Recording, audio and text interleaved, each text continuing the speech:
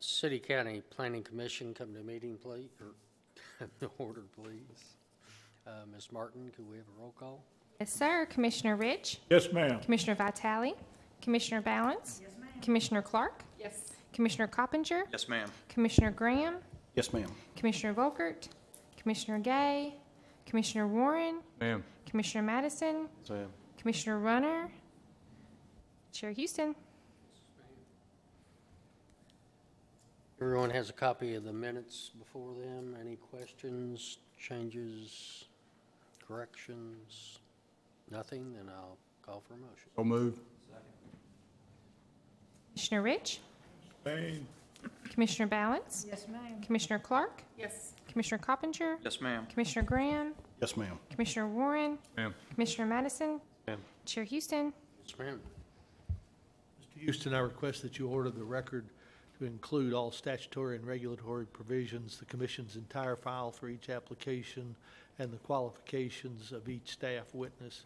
Finally, our request that you administer the oath to those witnesses. Tell the truth. Thank you. Have in front of you letters of credits and performance bonds. Do we have any questions or changes to those? If not, no old business. We'll move into the public hearing. We'll first need the letters of credits and performance bond. We'll need a motion for that to accept. Second. Commissioner Rich? Yes, ma'am. Commissioner Balance? Yes, ma'am. Commissioner Clark? Yes. Commissioner Coppinger? Yes, ma'am. Commissioner Graham? Yes, ma'am. Commissioner Warren? Ma'am. Commissioner Madison? Ma'am. Chair Houston? Yes, ma'am. Now you're ready, sir.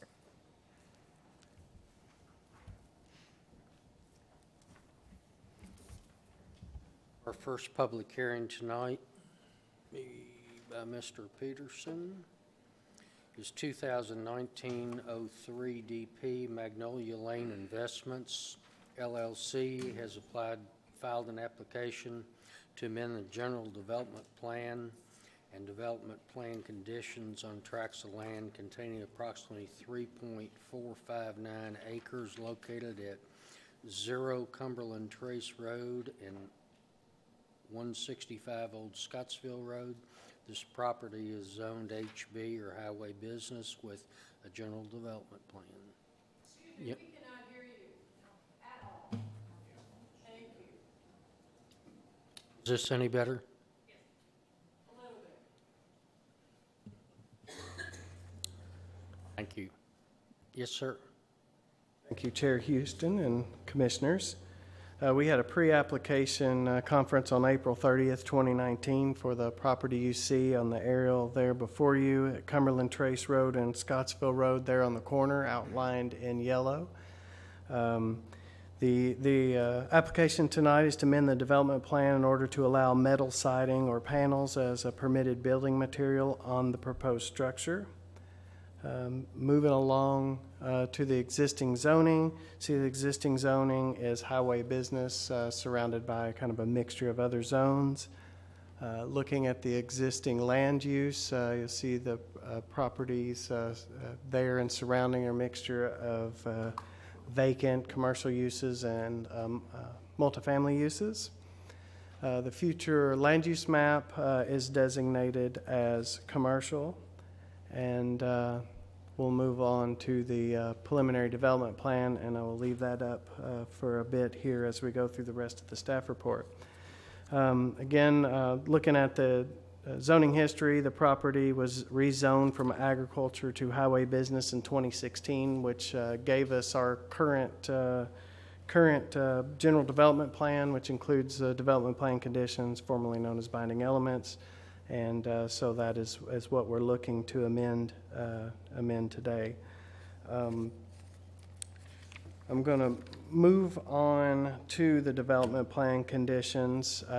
As you go through that, page 2 of the staff report, you see the staff analysis, the future land use map, the site characteristics review, site design compatibility review, and those are there. I'll be happy to go over any of those if you wish, but I just want to get to the main change here.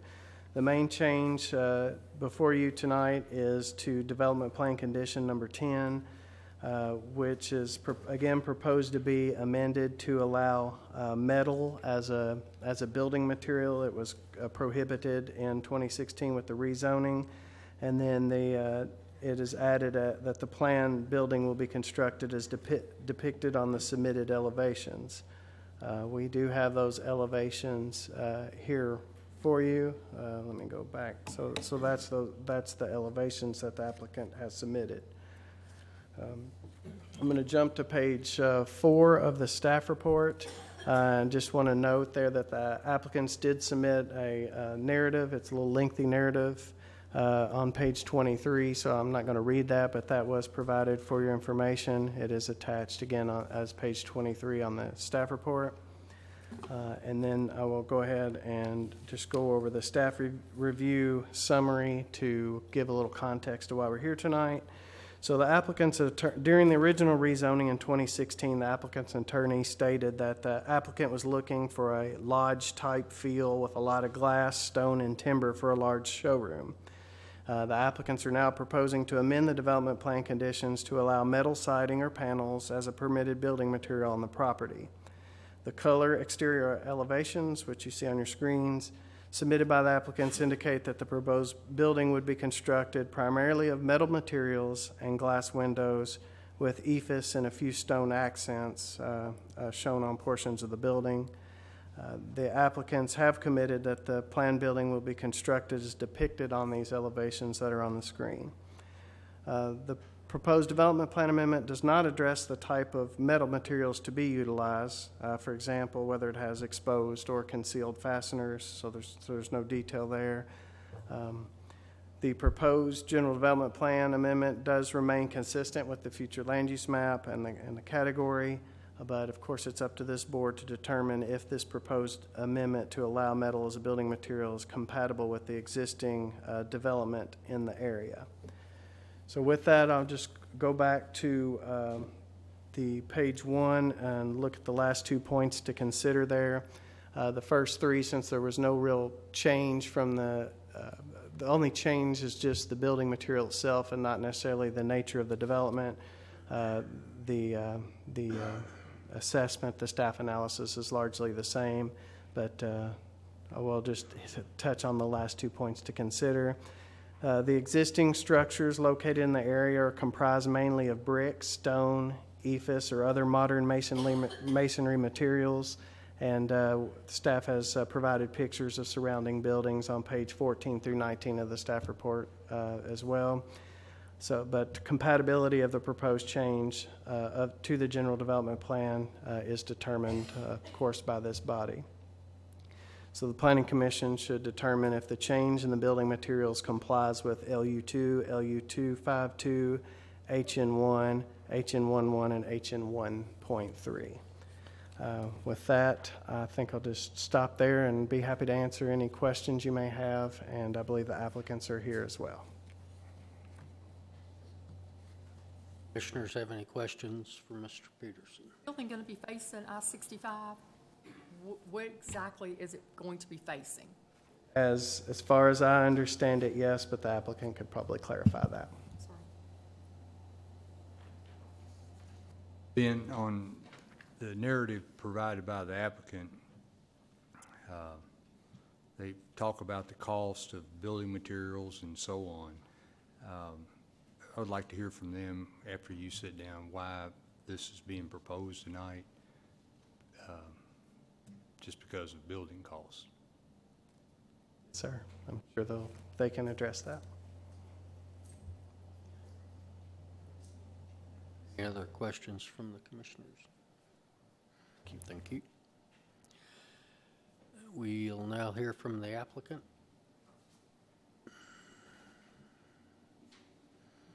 Thank you for the opportunity to be in front of you to talk about it. Would you please state your name and address, and I'll swear you in? Yes, it is Mike Holland. Live at 1807 Bentry Court, Bowling Green, Kentucky. And you swear to tell the truth? Yes, sir. Thank you. Appreciate the opportunity to come in front of you all. As was indicated earlier, really we're only making one minor change to our development plan. That was paragraph 10, where we talked about modern business material, building materials. We initially intended to include some metal in the building that was not discussed originally in the design. When we met with the current group of people who were looking to do the building, it was brought up that that may be a concern, and so we brought it up to the commission, planning people, and they indicated that we would need to come back before the board and talk about that. We have submitted the building drawing to answer Commissioner Clark's question.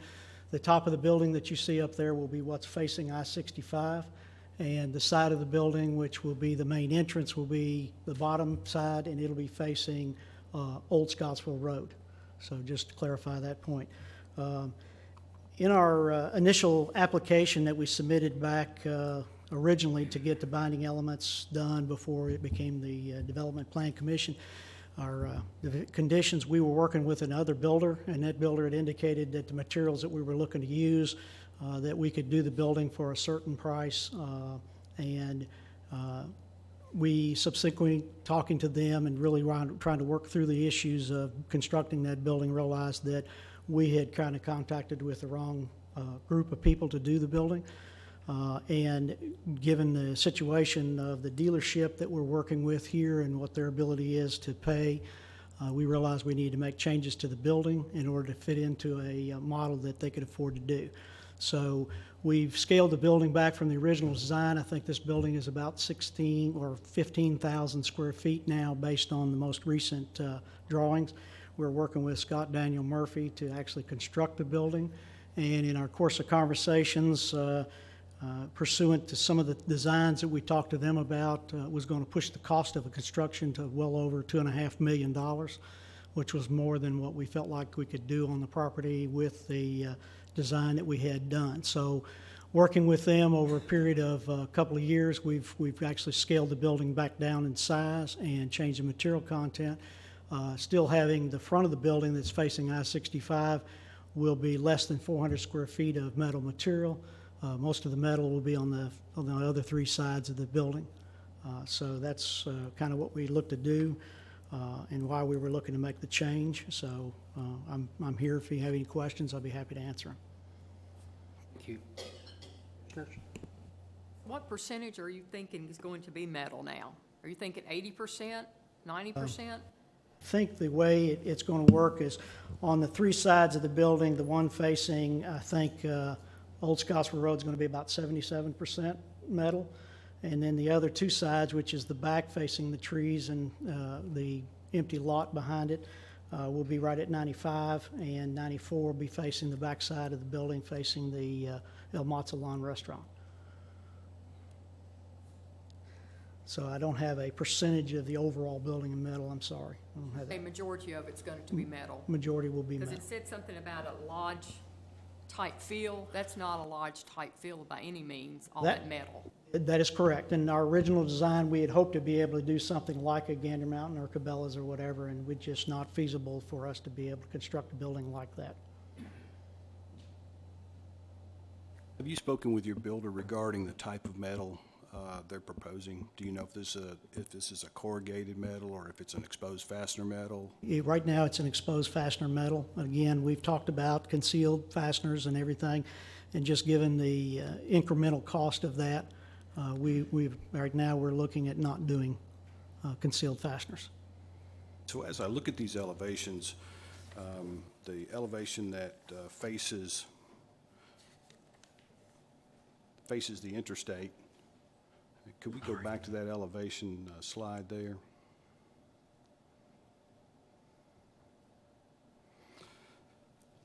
It appears that it's primarily glass on, let's call it what's labeled here, the front elevation. And you have ephes at the top. And then the left elevation, it continues with some brick and transitions primarily to metal, and transitions the upper portion to metal as well at that point. Is that correct? Correct. Okay. I think the question I would have is, while I fully understand your cost concerns, and they can be enormous, in making a transition this stark to metal, would you consider a compromise here? And one may be that you have brick halfway up and then primarily glass on the front. So there's not that much square footage left of metal in the front.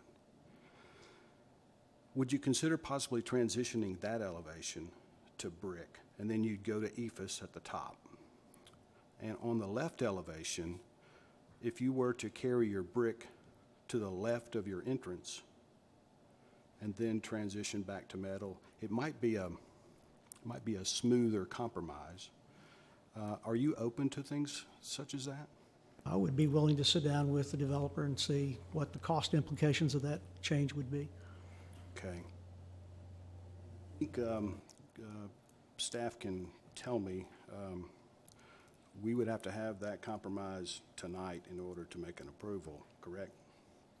That is correct, but you always have the option of recessing this public hearing or taking a meeting, and that would push that to the next meeting or whatever meeting that you wish to then come back and discuss that if that was the board's pleasure. It wasn't working. I think what we have today on that side that you're talking about is about 23% of the glazing, and there's about 77% of the metal.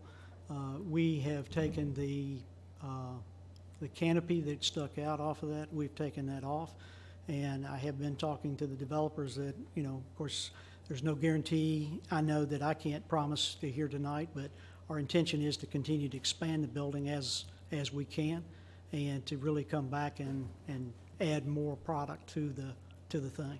So, you know, I know that's just really conjecture at this point, but I just want to pass that along, that was our plan. Our plan originally called for almost a 26,000 square foot building, so we've just really had to scale it back. And I think we certainly welcome anyone making that kind of investment. But once we set a precedence here, that expansion, we could only assume would also be the same exterior. So it's our hope here tonight to either maybe make a decision, or do you feel that this is something you would need to consult with your builder on before you could make any commitments? Well, I don't know, when we looked at the concealed fastener thing, just the sheer cost implication of that was well over $30,000, not counting labor associated with that and everything else. So we have looked at several things that the working group has recommended, and tried to look at that, see what impact it would have. You know, we did come back and, you know, added the ephes back to the front of the building and everything else, and tried to really kind of accommodate that. I just, at this point, you know, one of the builders is here, but I wouldn't be fair to put him on the spot. I don't think he could tell me today, based on the square footage of that side of the building and the percent that would be metal that would be going to brick. I don't know that he could answer that question here today logically to give me enough information to go by. But the business that Magnolia Lane, we're developing the property. We also own the Big Country Power Sports business, and we've owned it for about 5 years. We've been leasing property on Nashville Road for that business. It is in a highly competitive business. Margins are super thin. What I'm trying to do is get the building into something that I own, so that we're able to make some investment in that thing and continue to grow.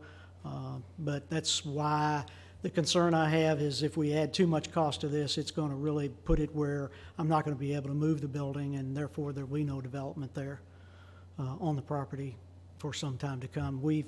Like I said, we came before this commission to actually get the land rezoned. Our intention was to start building shortly thereafter, and here we are several years later, still trying to get to the point where we can get the thing going. So I just want to be fair and share all the information I can with you. So in fairness to you, clearly some of the surrounding properties have incorporated metal as well. Sir, but they they've have. also incorporated a brick facade, for example. In the case of Cabela's, the pawn company has some metal in the back building. They've got a brick facade on the front.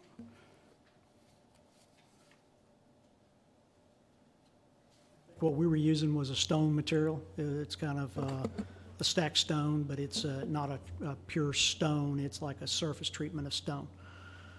Is what we were looking to do.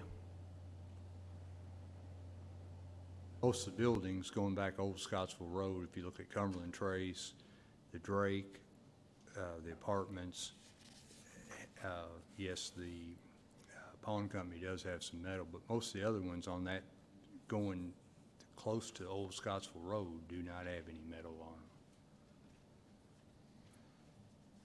them. Residential setting. I can't speak for the other commissioners. I would tell you that it may be better for you to understand what your options are tonight. Certainly, any of the commissioners probably would look more favorably at some brick or stone, especially on the facade and the portion of the building that we just discussed. Your plan may get approved just as it is tonight if it's voted on, or it may not. And I think the other option would be to help me with would it be to postpone, let you see if that's a palatable option for you. Here's why and I want to make sure I'm clear. I'm not for a moment suggesting that you need to transition your entire building back to brick. In looking at this, there appears to be a very small square footage of metal on the front of the building. So it appears on the surface that that is a rather inexpensive transition and helps you abundantly. And on the left elevation, there also appears to be not much metal in that lower section. Over to the, let's call it the bay door. That's why I picked those two areas, to try to minimize your cost, but also improve the appearance of the building and make it a bit more make it fit in with the surrounding properties a bit better. Let me understand, because what you said earlier was over to the entrance door, and in looking at the bottom of the bottom illustration, that entrance door is where the canopy is. And what you just said was over to the first bay door, which is where we've illustrated the stone there at the bottom of the window. So are you talking about taking the stone up the front edge of that first window as you come around? Sure. Let me clarify. So do you see the sign that says CF Moto? Yes. And we see a gabled entrance, what appears to be a gabled entrance there to the right. What if we took the brick to the left, so that it intersects and stops at the CF Moto portion of that building? The same height as illustrated on the front right edge? No. Take it up to the same height as is in the front of the building. In the front of the building, if we take it up to the ephes, and then on this elevation, take it up to that parapet wall.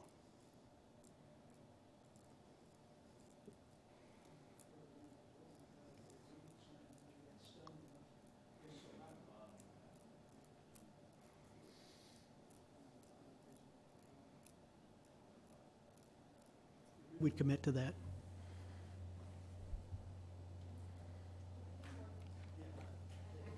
Yeah, I think you ought to show that to him. And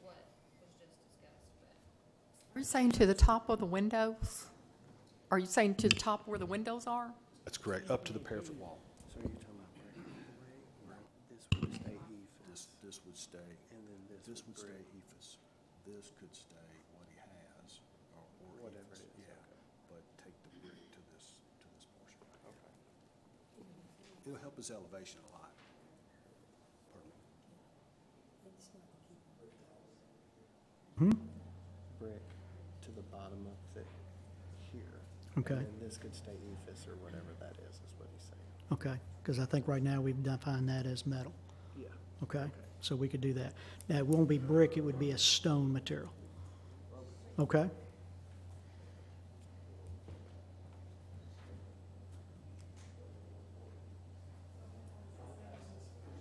She clear on that? He's taking it all the way out to the ephes on the front, I mean, up to the parapet and then around. Mhm. So it'd be past the entrance, just past the entrance. Okay?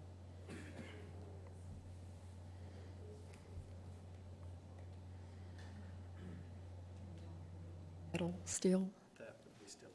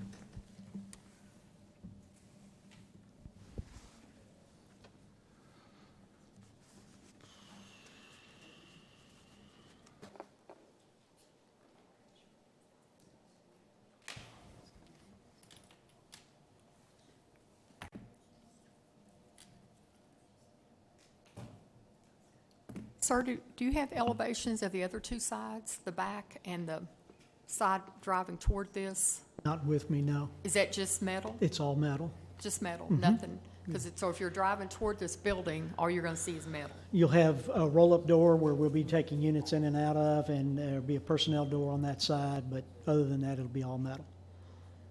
Oh, the neighbors have always had concerns about putting commercial out in that area. So if I were a neighbor driving toward that, and all I'm seeing is metal, then I'm going to turn on Old Scottsville Rd, that would be a concern, because you see the other neighborhood buildings are not a lot nicer type material, and that's not so hard on the eyes to drive by. But if I'm just going to be driving toward Old Scottsville Road and all I see is metal, then it's going to be a concern to those neighbors. And that's what we were trying to, I mean, we know I-65 now is going to be covered, and we know that Old Scottsville Road, but coming towards your building, there's not going to be any signage, any windows. It's just going to be a metal side, correct? Correct. We'll have landscape to help block that. Is the area going to be fenced around it, around the parking lot to put landscaping? We'll have landscaping around the parking lot. The parking lot won't be fenced at all. Will not be? No, it will not Or be. you won't have any outside storage of any, We may have some outside storage of some units, but it'll be back in the very back corner of the property. I don't know if we can go back to that. I could show you on that. it will be fenced in for protection? It'll be fenced in for protection, but it'll be all the way back to the back corner of where it butts up to the tree line on the back of the property and then butts up to the El Matzo lawn. But it'll be back behind our building. If you're sitting out on the patio at El Matzo lawn eating, what are We'll you not gonna see that. You're just going to see the metal side of the building? but You'll you won't see some landscaping on that side and the metal behind it. Yes, ma'am. What kind of lighting are you using? I didn't see a description of lighting. How are you going to light up this for protection, for security? We'll probably do just regular floodlights, LED floodlights over in the back area where we've got the fenced-in area where we're storing the units. We'll have security cameras back there and everything. What about in the lighting the parking lot? Are you going to have lights on the building? Are you having poles? We'll have poles probably in the parking lot and the traditional, what you would expect to see in a normal parking lot, that type of pole lighting. And then on the building itself will be just accent lighting, and the signage itself will be backlit.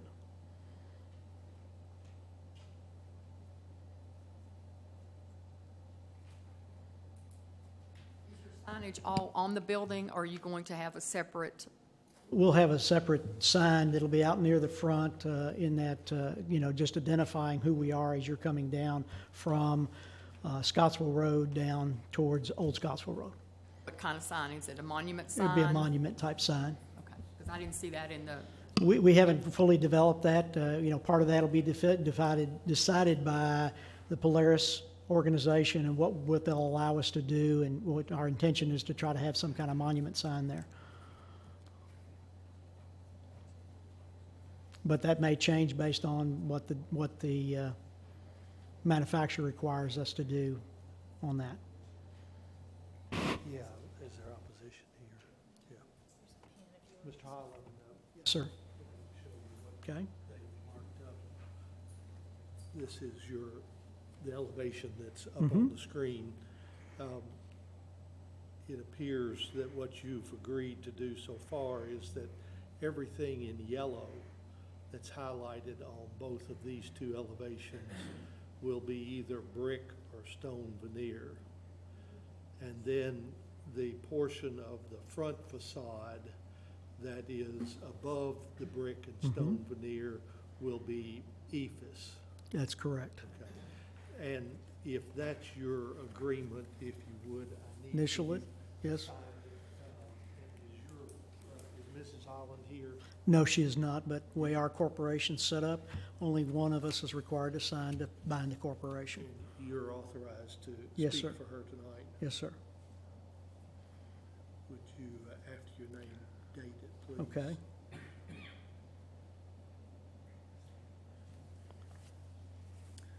And then if there's anybody here that's interested in this, I'm gonna leave it here for you to look at and to come back.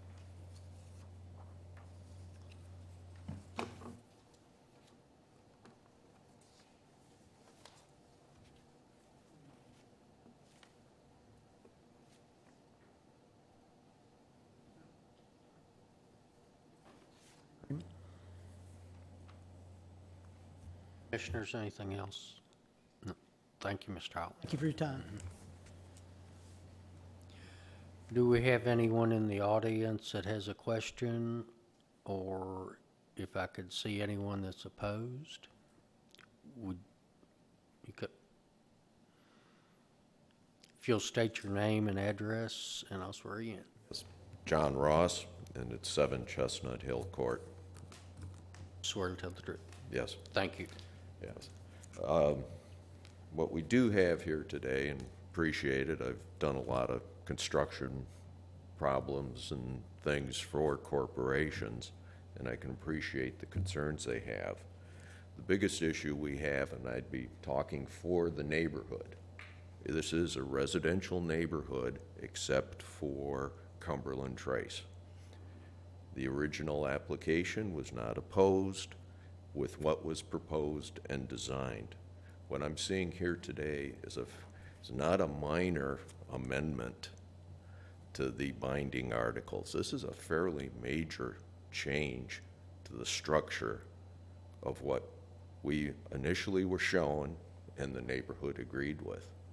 And I would really suggest we come back on another meeting with better drawings of exactly what they want to do, how they're going to landscape the property, and also what piece of this building they're going to use for expansion. And that was stated when he was talking. This is an initial footprint. They're going to punch something out somewhere on here for an expansion is what they'd like to do in the future. And I think we should see those ideas out there too, to see if there's any objections from the neighbors around that. Because everything around him is residential or multifamily.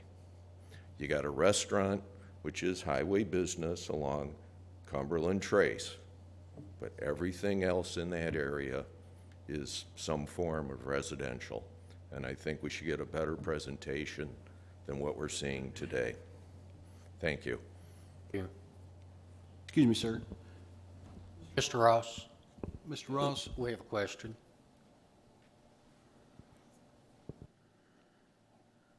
has anyone contacted you regarding this other than the Planning Commission?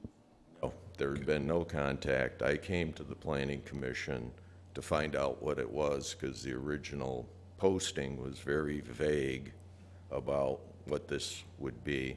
And I said to the neighbors there, because I had the ability to have the time to come, I'd come here because we've seen things that end up not being as presented. And this is a fairly significant change, and I think the neighbors should have a chance to see it and think about it and decide whether or not there'd be real opposition to this. So would it be fair to say that if this was postponed and presented, are you speaking for the Chestnut Hill neighborhood? It would be, yes. Okay. Would it be fair to say that if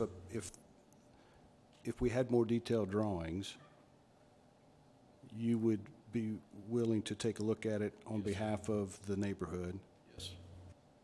And we'd get some consensus from everybody around there, because I think the other big thing we need is, like I say, the change in the building is quite substantial from what was originally proposed. The second thing is, and we can all appreciate, because we've got a number of business people in the neighborhood, you've got to control your costs. But we want to let's see the whole footprint of exactly what they're going to commit to for the development of the site now. Because I think some of this, we may be able to alleviate some concerns with good landscaping, but we don't see any proposal here. And this fronting, the lower part is going to front onto a residential road, and that looks industrial rather than the residential picture we originally had. So is it your thought that if you had enough information, you may not be opposed, but given the information that you have tonight, you would have to be opposed, correct? Yes. Okay. Thank you.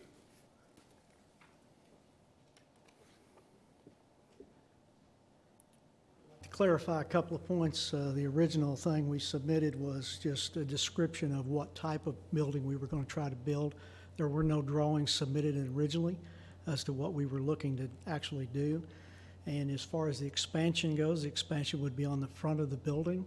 We'd add another 6,000 square feet, and it would be of the glass material. It would be, based on what we've discussed here today, would be the same additional materials going out and going across the front. And then we would have glass on the backside towards the restaurant, was what the original plan was calling for. And what we did was we took that part of the showroom off, reduced the showroom down to about 9,000 square feet. That's what you see here today. But our intention was to have the glass on the front like you see today, glass on the side like you see today, and 3 windows on the backside, or 2 windows on the backside, which would be associated with the expansion that we were looking to do. And we'd be happy to submit drawings of what that future expansion would be, but it would be in the same keeping of what we've agreed to here as far as the stone material goes. Mike, I think what Mr. Graham just said was, would you be willing to come back? We don't want to make it hard on you guys, but would you be willing to come back with a detailed drawing of what this is going to look like, what the lighting looks like, what the sign looks like? And so instead of us passing around a piece of paper tonight with yellow markings on it, with a detailed plan so that the neighbors and the commission could make that decision? Yes, we would. Okay, thank you. That's,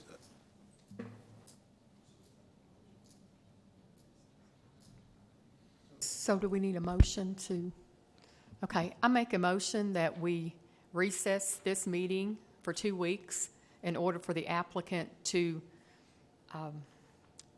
present a more detailed set of elevations for the proposed building. It's not limited to 2 weeks. Let's just till the applicant has time to get it done.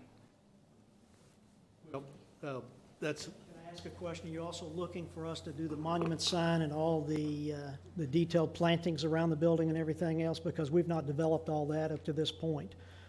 Because really we wanted to get back in front of the commission because we really wanted to change the material content to make sure it included the metal. So you're asking me to really present something that I don't know that our architect has gotten everything that far through the project. suggesting that you may need more time to prepare that? Well, I'm just saying, I'm asking what you're looking for in the way of coming back. If you're looking for a design of the additional, of the building with the brick or stone, and in addition of it, what that could potentially look like, the That's- monument sign, we could probably do that. Assessor, staff, what we would like to see, or not like to see, but Need to see. presented. And I would suggest for a moment that it may be twofold. You have one thing working very much in your favor here, and I'm trying to help as much as I can. You've got opposition who is actually being very accommodating. They just want to see what's going to go there. So I think you should think about this from two perspectives. Number one, what does the staff require? Number two, what information do I need to give the neighborhood in order to get their support? If you can get that neighborhood to come in here and support your project, it's going to make a start, it's going to have a real impact on the commission. Understood. And that was my intention of coming back up, to ask, what do I need to have prepared so that when I leave here, I can make sure we have the right understanding and there's no confusion. I wouldn't want to come back in 2 weeks or 4 weeks or whatever that time frame is, only to be said, you know, you're missing this or missing that. That was the only question for coming back up. And lastly, I would suggest, and I need to check with staff here, ideally, could you also, how could he coordinate with Mr. Ross? Well, I mean, it could be as simple as just walking back there and asking him when he may be able to meet, so. But it is appropriate for the two of them to Absolutely. get together. So I would suggest Absolutely. that the two of you coordinate and make that presentation either to Mr. Ross or to the neighborhood. And if he comes back to the next meeting in support, that's going to have a huge impact. Okay? Fully understand that and have no problem working with the neighborhood. I want them to be happy with what we're presenting there, because if it's aesthetically pleasing to them, it'll be aesthetically pleasing to the consumer that we're looking to try to drive into the store. And then, I don't want to speak for the commission, but then I think what the commission would want to see is whatever is worked out drawing-wise needs to be reflected so it's clear on the application so they know what they're voting on and that everybody's happy. Because I've heard building materials is one thing, and then the concern I heard was metal may be okay in some areas if it's landscape. So it's hard to know what mix of that may be acceptable without working it out. The less ambiguity, the better. Okay. Thank you. So, let me go back to Ms. Clark's question. If this is to be, this hearing is to be continued, then it will need to occur on a date certain. And if that date certain is June the 20th, that's possible, but without advertising that for a new hearing. We do not have a July 4th meeting because that's the first Thursday. So the next meeting after July 4th is July the 18th. So if they can't be ready by June the 20th, it'll need to be July the 18th. Understood. And we'll re-advertise for the July 18th meeting. So if everybody's still agreeable to recessing, then we should recess this hearing to reconvene in this room on, if you think you can be ready on June the 20th, that's fine. If not, July the 18th, we'll let that be your call. We'll just have to talk to the architect, see how quickly we can get the drawings done. So we can shoot for the 20th, but we may come back to you and ask for a postponement. If it won't be on the 20th, we just have to re-advertise if it won't be heard on the 20th. Understood. So the motion would be to recess the meeting to be reconvened in this room at 6 p.m. on June the 20th, 2019. Correct. Thank Second. you. Thank you. Commissioner Rich? Commissioner Balance? Commissioner Clark? Yes. Commissioner Coppinger? Yes, ma'am. Commissioner Graham? Yes, ma'am. Commissioner Warren? Ma'am. Commissioner Madison? Yes, ma'am. Chair Houston? Yes, ma'am. Thank you, Mr. Holland. Is everybody here connected with the applicant as well as the opposition? Does everybody understand that we're going to reconvene on June the 20th in this room? Anybody have any question about that? Thank you. Our second hearing tonight will be 2019-04 DP, Ogden Park Property Owners Association, American Bank and Trust Company, MB Real Estate Holdings LLC, and Murphy and Napier have filed an application to amend the general development plan conditions on a tract of land containing approximately 0.99 acres located at 1115 Fairview Avenue. This property is zoned general business with a general development plan. And Mr. Peterson.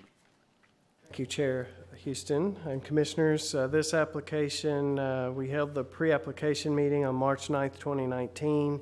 This is similar to the last application. They're wanting to amend their general development plan and their development plan conditions. In this case, though, it's in order to allow retail uses on the property, which are currently prohibited by those development plan conditions. The property is outlined in yellow here on the aerial at the corner of Mt Olivet Avenue and Fairview Avenue. Looking at the existing zoning, it is currently zoned general business with development plan conditions. You can see the existing zoning surrounding it is a mixture of single-family uses as well as commercial uses. The existing land use is commercial with, again, surrounded by a mixture of future land use, existing land use uses. The future land use is a majority, the overwhelming majority of the property is commercial. And then that is the exhibit provided by the applicant. I'm going to move on to the development plan condition proposals on page 3. Again, you have the staff analysis of the future land use map category, the site characteristics review, and the site design and compatibility review there for you if you have any questions. The change that is proposed tonight is to development plan condition number 8, where the applicants are adding retail, but then further prohibiting some uses that are in that retail category. So I'll just read that quickly. The applicants agree to limit uses to the property to only banking, financial services, office professional, and retail. And the retail is what's added. However, the retail uses of bingo, pawn shop, tattoo parlor, restaurant or food service, veterinarian or commercial kennel or animal sales, adult entertainment, vehicle sales, service, and repair and commercial parking shall be prohibited. So they're proposing again to allow retail sales but prohibit those specific uses. I'll just move ahead to the narrative that is supplied by the applicant. I'm reading from page 4 of the staff report in the middle, that the applicant submitted the following information to support their application. Since the adoption of the development plan conditions, there have been major changes of an economic and physical nature in the immediate area, which were not anticipated at the time of the adoption. Immediately adjacent to the subject property across Meadowlawn Avenue, a 3-story, 45,806 square foot development has been approved, which will allow retail uses. This development greatly alters the character of this section of the Fairview Avenue corridor from residential to commercial. This development is currently under construction. So that is the narrative the applicants provided. So again, I'll just go back to page 1 on the points to consider. The property is designated commercial and low-density residential on the future land use map. Let me go back to the future land use map, and you'll see that the low-density residential is kind of that south, little piece of south corner there on that property. The overwhelming majority is commercial. So therefore, no flume amendment was required because more than 50% of the property lies within that commercial future land use map designation. and the proposed amendment remains consistent with the commercial future land use map designation. The proposed development did comply with the applicable criteria addressed in the site characteristics review. And then the proposed general development plan amendment complies with the majority of the review criteria for the site design. Of course, compatibility of the proposed changes to the general development plan will be determined by this body tonight. So with that, concludes the staff report. I'll be happy to answer any questions, and I believe the applicants are here. And if they amend this to retail, is there enough parking?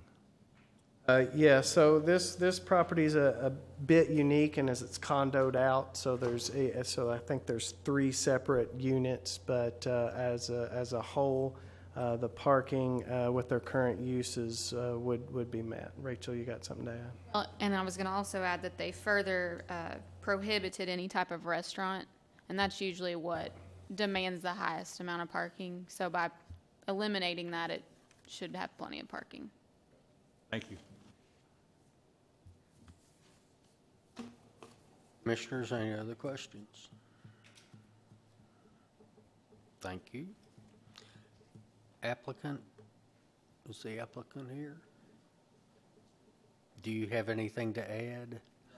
Okay, are there any opposition to this change? You're welcome to come up and ask a question, make a statement. I would just ask, Name and address, Charlotte Smith, 620 Meadowlawn Avenue. and you swear to tell the truth. I do. Thank you.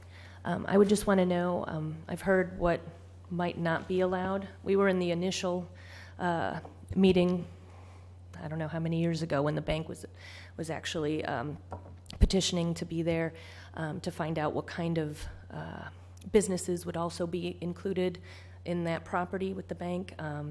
When we were told it wouldn't be retail. So I've heard what it can't still be, but I don't know an example of what it could be, what kind of hours of operation. Those of us in the neighborhood, Meadowlawn, Green Lawn, Eastwood, Magnolia, all of the, are still kind of reeling from the development that has come at the end of our neighborhood. So we're concerned about traffic with that. So now here comes another proposal to change the zoning, and I think we're all concerned on top of that with the traffic that has the potential to affect our street, since that's really what's going to get the brunt of that. So I would want to know what would possibly go there, hours of operation, and how that might affect the traffic flow on our streets, if I could. So, yeah, so I can answer the hours of operation. I did not read all the development plan conditions, only the one they were proposing to change. But the hours of operation will remain the same in the development plan conditions, and that's from 7 a.m. to 7 p.m. So the retail question is harder to answer because as you've stated, we've said what it prohibits. So the only way I can really answer that is so any other type of retail would be allowed. So it could be any kind of goods or services type of retail that's not follows under the list of prohibited uses. The applicant like to add anything? Might clarify? Your name and address. Marty Wilkins, 2425 South Ford Avenue, Bowling Green, Kentucky, 42103. Swear to tell the truth. Thank you. The proposed business, well, actually, I've already got a lease signed based upon approval, is a nail salon, which is what's going in there. We've already got the lease signed and officially, until we ran into a little situation with planning and zoning, the way it was originally zoned. So it is a nail salon, facial type, and I think 2 total employees in the entire business. That's it. Mr. Wilkins, would you consider adding on your restrictions a vape and smoke shop and a liquor or package store? Absolutely. Okay. That's why we put all the things, because of the 3 owners of that building. Integrity is most important, what we're representing, And so all those things that are listed in addition to whatever y'all want to add to it, because really, actually, my wife and I, who owns the middle condo unit, will have full control who's going to come in and out. And that's why we put all the things in there to let the neighborhood know that we wasn't not going to put something in there that's going to alter that building completely, and it's not. Yes, sir. Do I understand correctly then that you want to further amend development condition number 8 to add to the list of prohibited uses the following: smoke shop, vape shop, or liquor sales? Absolutely. Thank you, sir. Mm-hmm. Any other questions? Thank you. Does anyone else have anything to add or any other questions or concerns? Ma'am, is there any other business that you can think of that you would like added to that prohibition or to that restriction of what's already been named?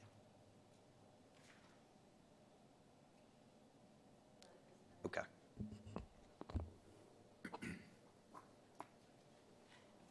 No other questions? We'll call for a motion. Make the motion to approve the proposed general development plan amendment docket number 2019-04 DP based upon the testimony and documents presented in this public hearing. Proposed general development plan amendment is consistent with the adopted Focus 2030 comprehensive plan as demonstrated by its compliance with the objectives and action items presented in the staff report. Further, also find that there have been major changes of an economic, physical, or social nature within the area of the property in question, and request that the findings of fact and recommendations include summary of evidence and testimony presented to witnesses public hearing. Second. Commissioner Rich? Yes, ma'am. Commissioner Madison? Yes, ma'am. Commissioner Balance? Yes, ma'am. Commissioner Warren? Ma'am. Commissioner Clark? Yes. Commissioner Graham? Yes, ma'am. Commissioner Coppinger? Yes, ma'am. Chair Houston? Yes, ma'am. Motion has passed, and we will move that on to the city. Thank you so much. 2019-21 Z County, Matthew and Adrian Hardy and Jeff and Shelley Anderson have filed an application to rezone a tract of land containing approximately 8.394 acres located at northwestern corner of Mt Olivet-Girkin Rd and Mt Olivet Road from agriculture to RE residential estate with a general development plan. And Mr. Peterson again. Thank you again, Chair Houston and Commissioners. So we had a pre-application date for this property you see on the aerial there on May 2nd, 2019. As you see on the aerial there, it is on, as you stated, on the corner of Mt Olivet Road and Mt Olivet-Girkin Rd. So the applicants, again, are proposing to rezone 8.394 acres located where, as you see, from agriculture to residential estate in order to develop the property with a maximum of 8 residential lots. Moving through the maps here, you see existing zoning. The property is currently zoned agriculture. You see it's surrounded mostly by agriculture and residential estate. The existing land use is currently agriculture, again surrounded by single family and other agricultural property. Future land use map is low density residential with some agriculture to the north and some moderate density kind of to that southeast there. And then that is the proposed preliminary development plan, as you see. Again, zoning history, the property history, agriculture is the original zoning of the property. Property, again, is designated low-density residential on the future land use map. The proposed residential estate zone is listed as potentially compatible zoning designation in that category. And of course, the development may be appropriate if this body determines that the proposed development is compatible with the surrounding area. Moving to the summary of the compatibility with the surrounding development. The property is located kind of on the fringe of the suburban area of Warren County. The site characteristic review indicated that there are adequate facilities and infrastructure available to support this proposed development. The northern third of the property contains several mature trees. There are also some mature trees located along the western property line. And then the site design has been addressed in the general development plan and development plan conditions in conjunction with the zoning ordinance. So with that, I'll just go ahead and jump to page 3, looking at those development plan conditions.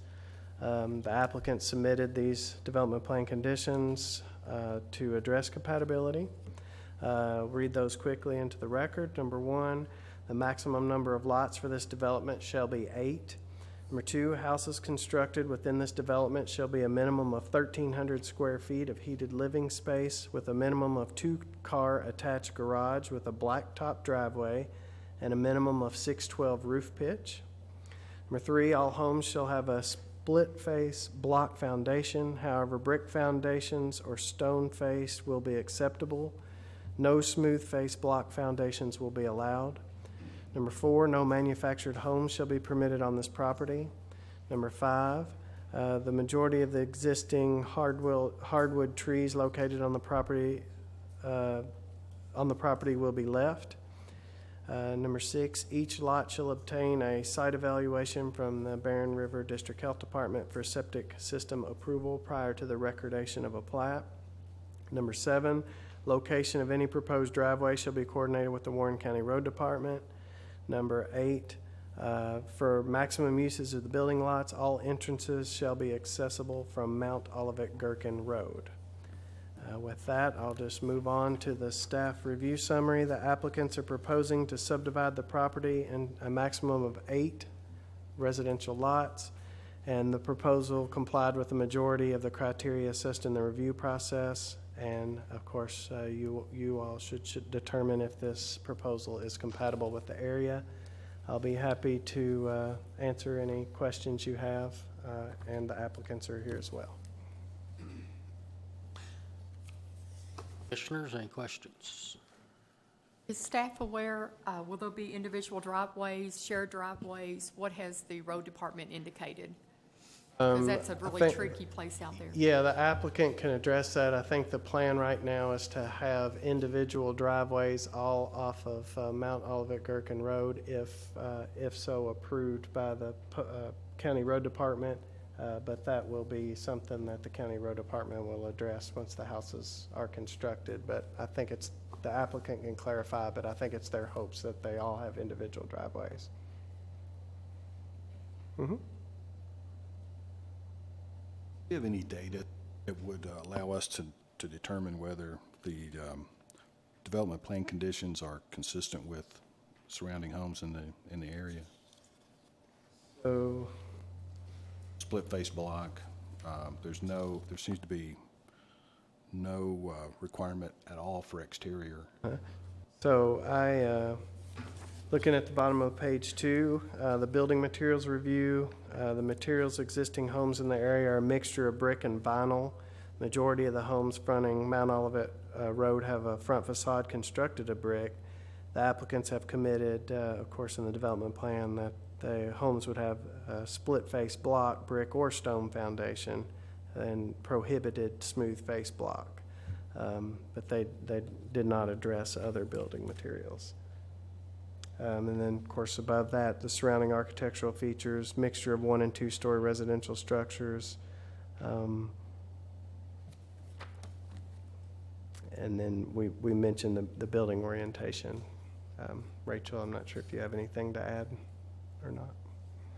I might be able to add, can you go back maybe to the zoning map, or that might be helpful.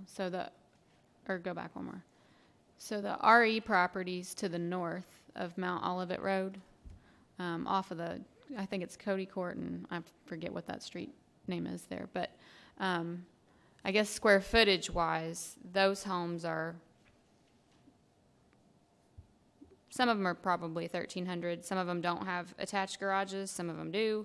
And then south of Mt Olivet Road. Is that McKinney Farms? I think. Okay, yeah, thank you. I know some of those homes are larger as far as square footage goes, but there is a mixture of vinyl, brick, hardy. There's everything out there. So. Okay, great. Also, would you see split face block in that area, or do the others have a requirement for brick foundations? I know several of the homes on the north side of Mount Olivet have split face block foundations, and that's only because I live out that way and have friends that live in that area, but I can't speak from experience on the south side. I'm not sure of the foundation materials on the south side.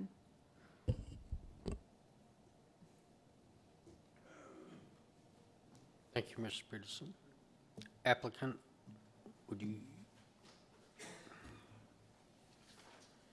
state your name and address? Jeff Anderson, 723 Northview Court, Bowling Green. And you swear to tell the truth? I do. Thank you. Yeah. To address the construction of the homes, that we primarily will be aiming for vinyl. The north side that she spoke of, those all in there, I believe, are vinyl and split face block. But across the street in Meadowview there on the south side, there is several with brick foundation in there, and there is several brick homes in there as well. That's why we didn't limit to only split face. We could do brick or, stone as well to add to that. As far as the septics, I install septic systems, so I don't see a problem with the contour of the land. I believe it'll all perk well. Of course, the health department will have final say on that, of course, but it'll all perk well. It's got a 8-inch water main that comes down 526 and also goes up Mt Olivet-Girkin, so there's plenty of water there for that. As far as sanitary sewer, it's like a little less than 2,500 square feet away, or running feet away, so it wouldn't be feasible to get it to public sanitary sewer for that. So as far as addressing the driveways, I spoke with Warren County Road Department, met out there with them. We walked it, we took a wheel and rode it. He didn't see a problem with having individual drives for each one. And it is a little tricky right there, is why I addressed that, as well. Yes, Yeah, ma'am. I live out there, and it was really a concern when I saw 8 lots there, because, that's kind of dangerous. But if Jerry Young went out there with you and Yes, he ma'am. walked it, Yes, ma'am. Thank you. Yes, ma'am. So, any other questions, I'll be glad to answer. Thank you. Thank you. Anyone in the audience have a question or a concern? Do we have any opposition? My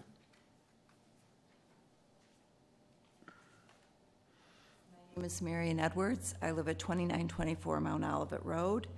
And I guess our main question... You swear to tell the truth? Oh, I'm sorry. Yes, I do. Thank you. I really do.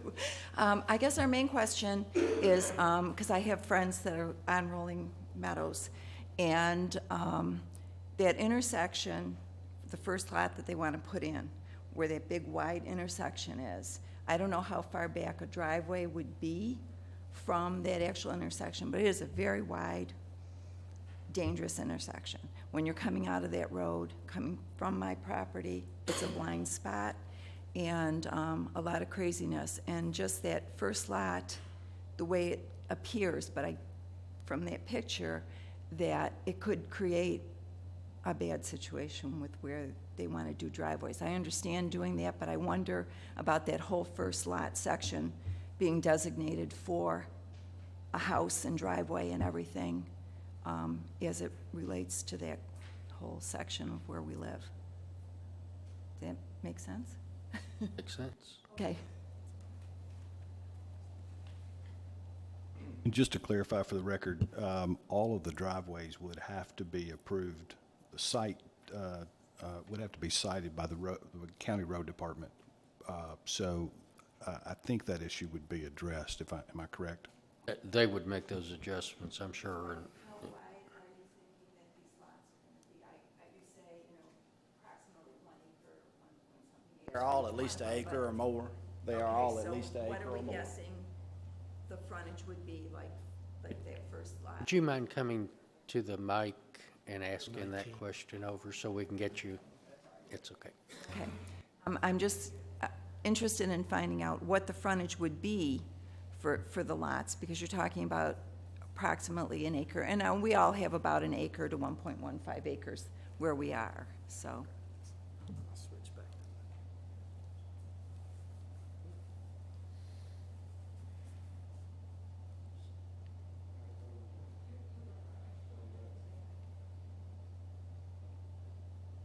There, which is easier for me to see from here. Sorry. I'm not trying to. Oh, it's okay. So it's hard to see on the screen, but, whoop, well, I hit the wrong button again. It's real hard to see now. So this dimension that's right here is 119 feet, and that's on that first lot. Right. So this is actually, this is. But up here it'll be narrower. Our driveway for this lot is actually still going to be on. All be on Mt Olivet-Girkin, Okay, yes. so we're talking about it not being far from, Well, 119 feet to this line, so from Okay. that road back. okay, Yes, ma'am. all right, okay. But I spoke with Jerry Young about that particular lot that you have concern of as well. And he recommended that we bring the lot to this property line, being the right property line there away from, was where he said that one would need to come out. But yeah, all of the lots will be under his direction of where that actual driveway will be on each lot. And I guess the one other question I had was when we were looking at the actual lot piece, there is a section that appears to be not butting up to the property of Rolling Meadows. Is that just the way it looks on that? No, ma'am, that property doesn't go to Rolling Meadows. There's a lot there's a house in between, a lot in Okay, between. so that goes all the way back Yes, through ma'am. there. That's Yes, what we were trying to figure out, and I didn't talk to my neighbors. Yeah. Okay, I'm set. Thank you very much. Thank you. Are there any other questions from anyone in the audience? Commissioners have any other questions? We'll call for a motion. Make a motion to approve the proposed zoning map amendment together with condition upon the general development plan, docket number 21Z County. Based upon the testimony and documents presented in this public hearing, proposed zoning map amendment is consistent with the Focus 2030 comprehensive plan as demonstrated by its compliance with the objectives and action items presented in the staff report. Therefore, the proposed zoning map amendment is in agreement with the adopted comprehensive plan. Further, I request that this motion include the summary of evidence and testimony presented by the witnesses at this public hearing. Second.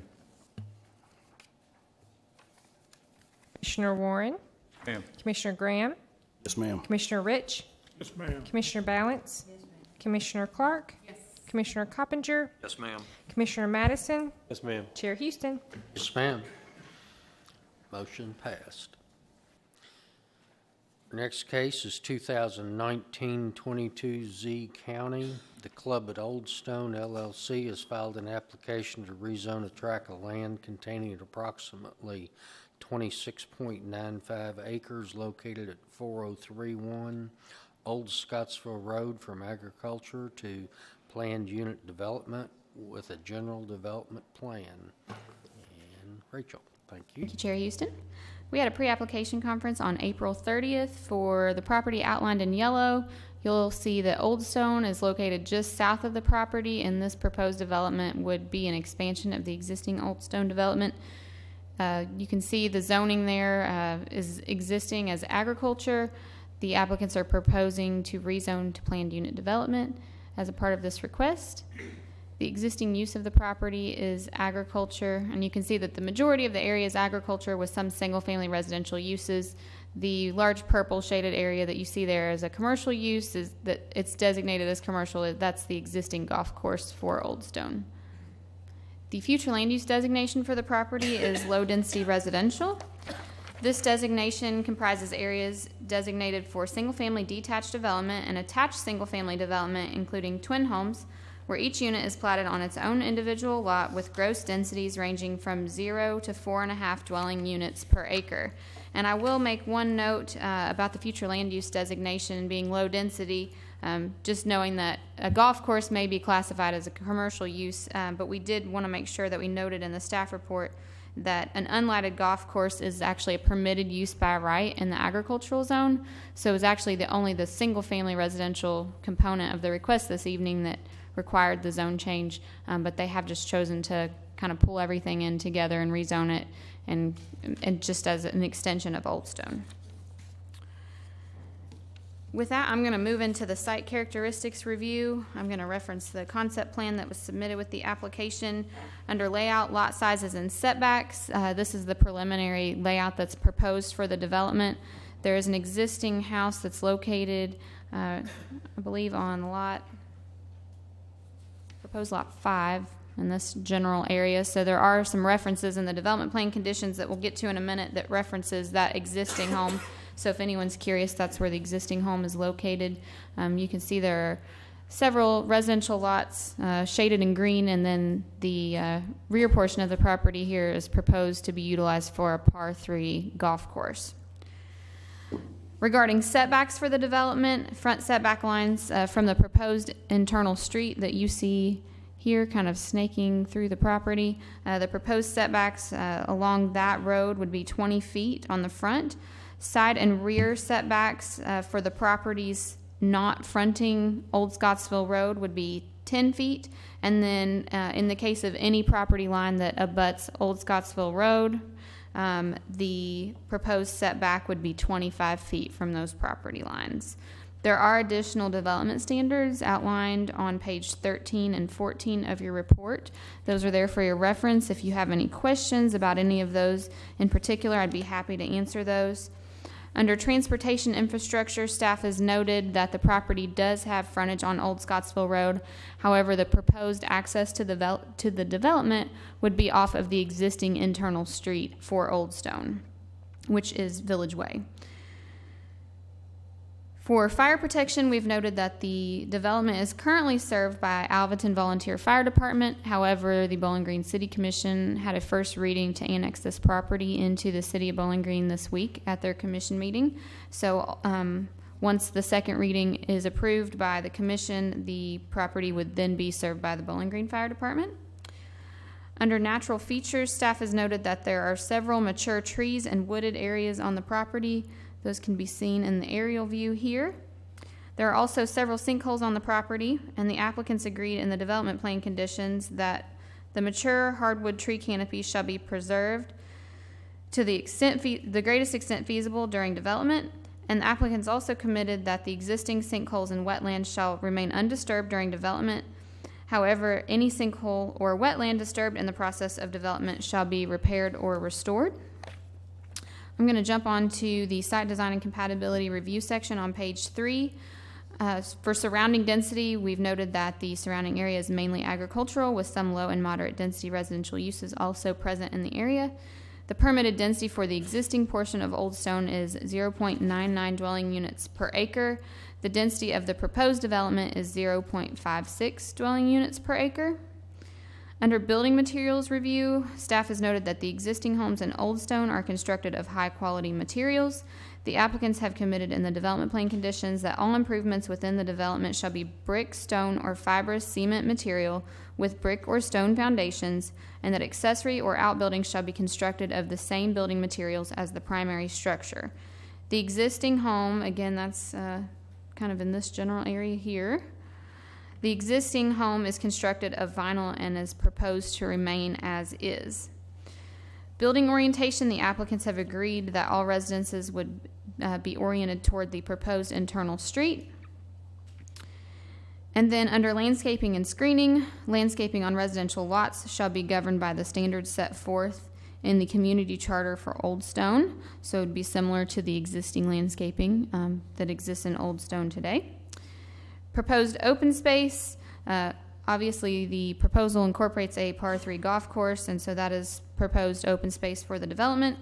And then under pedestrian, bicycle, and transit facilities, the applicants have committed that there will be 5-foot sidewalks on both sides of the street in front of residences, and that where residences only are on one side of the street, that the sidewalk would be on the side with the residences.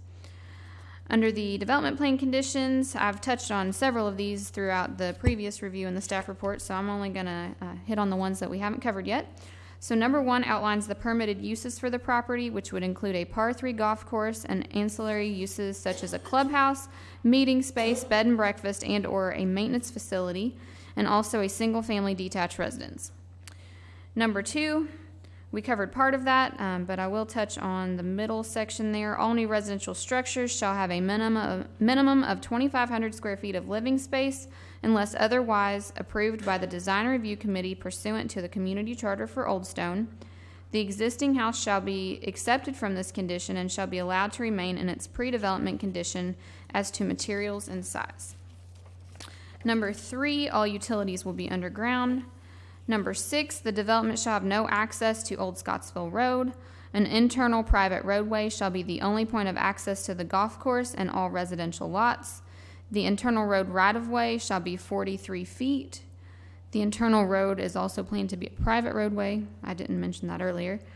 And then number 7, lighting for parking areas and interior travelways other than public streets shall be designed to focus downward and to minimize light trespass onto adjacent residential properties. Any temporary lighting to be utilized for events associated with the par 3 golf course shall be limited to use during the event only and shall be minimally intrusive to adjacent residential properties. Under the Focus 2030 category review, staff evaluated 16 items from the comprehensive plan. Several of these staff found to be in compliance, but there were a few that we felt the Planning Commission should assess to determine if they're in compliance. The first is LU 113, which deals with compatibility. The Planning Commission should determine if the proposed development is compatible with the area. LU 2 and LU 2.1 look at quality of development and character of the area. The Planning Commission should determine if the proposed development is a high-quality development that includes design standards tailored to preserve the character of the area. And then on page 5, I'll touch on HN 2.1 and HN 4, which look at suitability of the proposed development and housing options in the area. The Planning Commission should determine if the location of the planned development is suitable for the proposed housing type and if the proposed residences are believed to enhance the array of housing options available in the area. With that, I'm going to jump back and finish with the points to consider on page 1. Staff has noted that the proposed development is consistent with the future land use map and low-density residential future land use category. The proposed development complies with the majority of the site characteristics review criteria and complies with the majority of the review criteria for site design and compatibility and meets the minimum requirements of the zoning ordinance. And then last, which I mentioned earlier, but I'll mention one more time, we've just noted that an unlighted golf course as proposed would be a permitted use by right in the existing agricultural zone, and that it was the residential component. And that's basically the main reason for this request, is to allow the residential component of the development. So I believe that's it, but I'm happy to answer any questions, and I know the applicants are also here if you have any questions for them. Is there going to be a clubhouse or any place for them to check in to play? They've listed that that's a potential use, but that may be a better question for the applicant. I'm not sure that that's a definitive plan or structure that they have at this time.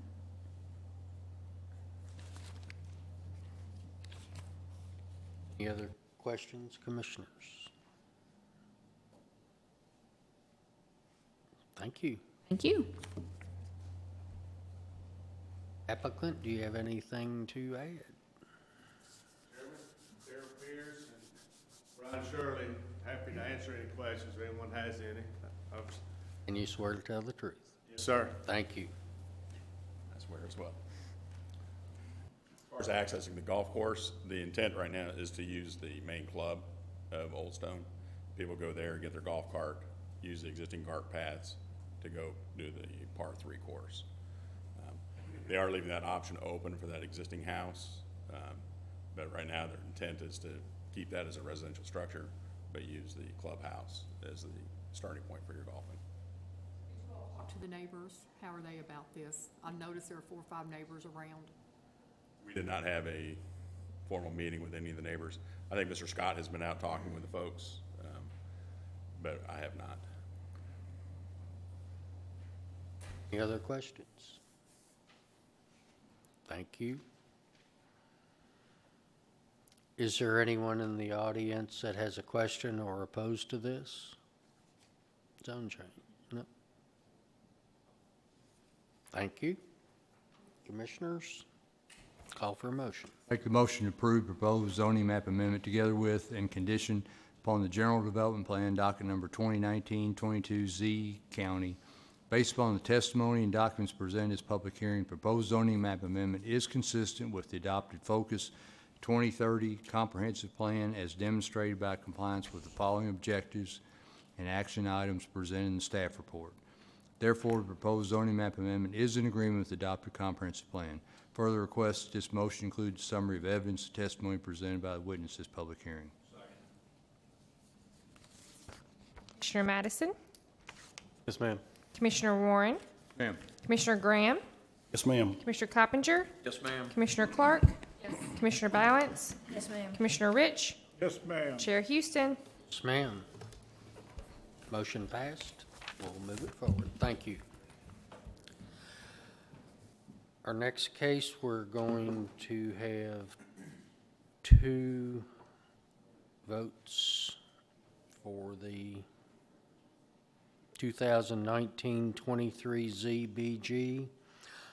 All Talais have filed an application to rezone a tract of land containing approximately .2397 acres located at the southwestern corner of Russellville Rd and West Spring Hills Boulevard from RM3 multifamily residential to general business with a general development plan. And assuming that passes, we have 2019 V10. Al Talais has filed or applied for a variance on the property located at the southwestern corner of Russellville Road and West Spring Hills Boulevard. This property is zoned RM3 multifamily residential, and we'll hear this from Rachel. Thank you again, Chair Houston.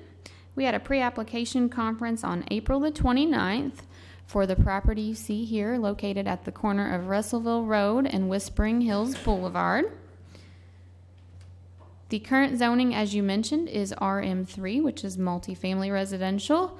You can see that the neighborhood behind there is also zoned RM3 and that there are some highway business commercially zoned properties that run along Russellville Road. The existing use of the property is vacant. You can see that there are single-family uses to the top of the screen off of Whispering Hills Boulevard, and there are also some commercial uses scattered along Russellville Road. There are vacant lots and some industrial uses in the area as well. The future land use designation for the property is mixed-use residential. This category applies to mixed-use areas where taken as a whole, the primary land use is residential in a variety of housing types and densities, balanced by complementary retail, office, institutional, and civic uses. The distribution of land among these various activities shall be implemented through specific zoning with standards addressing the form and character of development to ensure compatibility. Commercial developments should not exceed 10% of any contiguous area designated as mixed-use residential on the future land use map. No commercial footprint should exceed 10,000 square feet. Compatibility should be assessed by applying policies in LU 113 in conjunction with a general development plan. This is the general development plan that was submitted by the applicant. The proposed use is a pharmacy. You'll see that the proposed building is kind of in that blue shaded area here in this general location. And then there's also parking planned in the front portion of the property here. The applicants are also proposing 2 access points to the property. One would be from Russellville Road and the other would be from Whispering Hills Boulevard. You'll see on the exhibit here, and it may be hard to see, but it would be one way in and then one way out onto Whispering Hills. The applicants have consulted with both the Kentucky Transportation Cabinet and the Bowling Green Public Works Department regarding these access points, and they were placed in these 2 locations based on the feedback that they received from our transportation agencies. The Bowling Green Public Works Department did state that they had conditions on the proposed access point on Whispering Hills. Those are listed on page 2. Number 1, access onto Whispering Hills Boulevard from the site is to be right turn only with a sign installed at exit indicating this. Number 2, a one-way sign is to be installed facing this driveway access in the island of Whispering Hills Boulevard. And number 3, the existing island on Whispering Hills Boulevard cannot be crossed or cut out for access from the site. On page 3, surrounding land uses, I'll jump back to the land use map while I go through this section. Staff has noted that the surrounding area is comprised of single-family residential, multifamily residential, commercial, and public institutional uses. The applicants, again, as I had mentioned, are proposing to construct a pharmacy on the property and have committed that no portion of the property shall be used for adult entertainment or any sale, rental, or display of pornography or adult books, bingo parlor, pawn shop, tattoo parlor, bar, lounge, packaged liquor sales, or any sale of alcoholic beverages by the drink, except in a restaurant.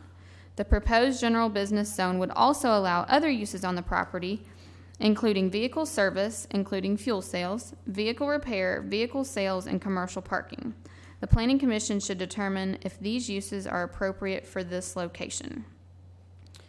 Under surrounding architectural features, staff has noted that the surrounding area contains a mixture of 1- and 2-story residential, commercial, and industrial structures of varying ages.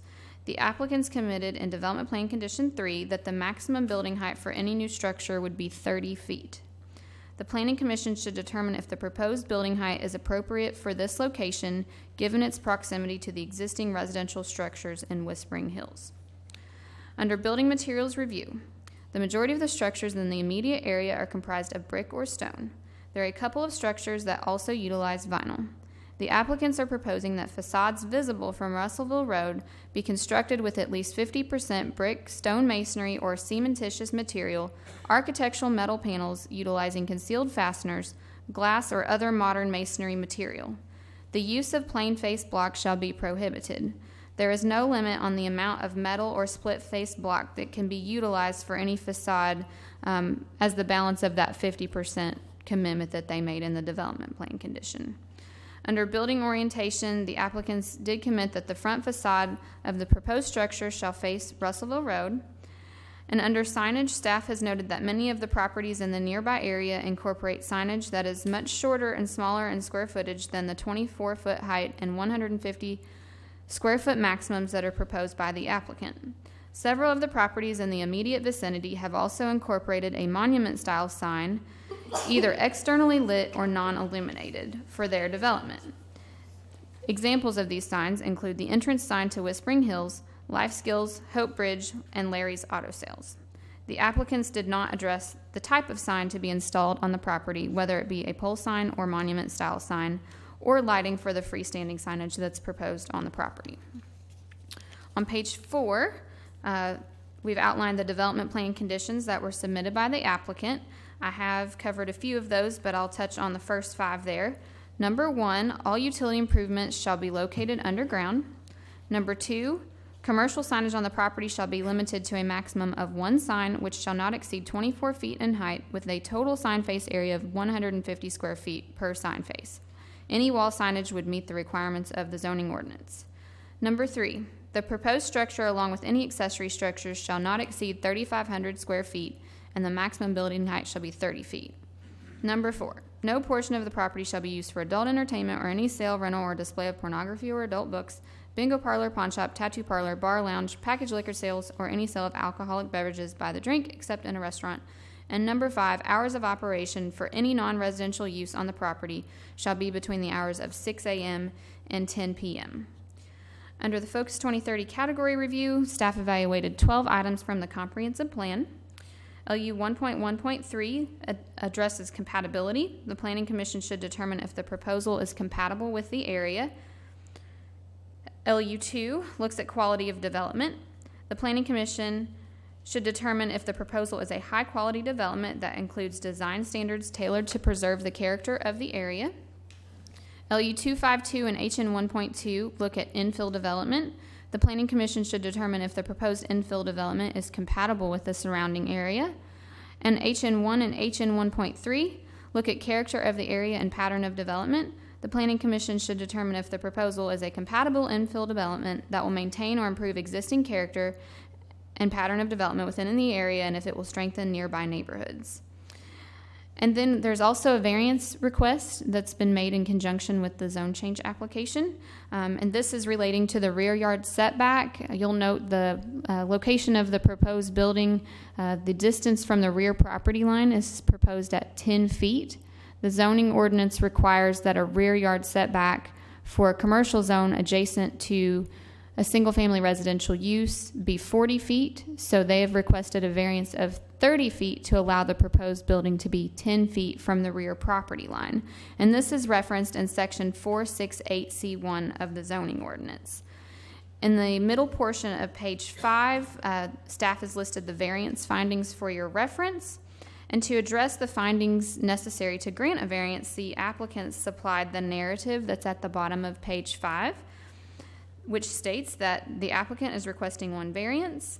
Taking into consideration the existing lot width being the limiting factor, the applicant does not feel that the 30-foot variance will have any impact whatsoever on the adjacent property.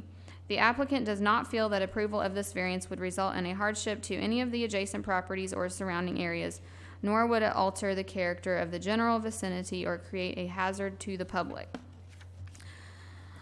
I will note that in reviewing the application today, and I will, full disclosure here, it was this oversight by staff, there is a proposed pickup window with no speaker that's shown on the exhibit. There is a requirement in the zoning ordinance that any pickup window that's not utilizing a speaker for retail use be located 100 feet from an adjoining residential use. So in the event that you approve the rezoning application this evening, the applicant would also need to apply for and seek approval of an additional variance if the pickup window is to be located in the proposed location, and that request would go to the Board of Adjustments. So again, I apologize, that was a staff oversight that I realized in reviewing the report this evening. Nonetheless, we've got what we've got to look at tonight, but that would be an additional approval that would be needed if the drive-through window, or pickup window rather, remains in that location and remains part of the plan for the development. I will wrap up with the points to consider. The proposal is consistent with the future land use map in the mixed-use category.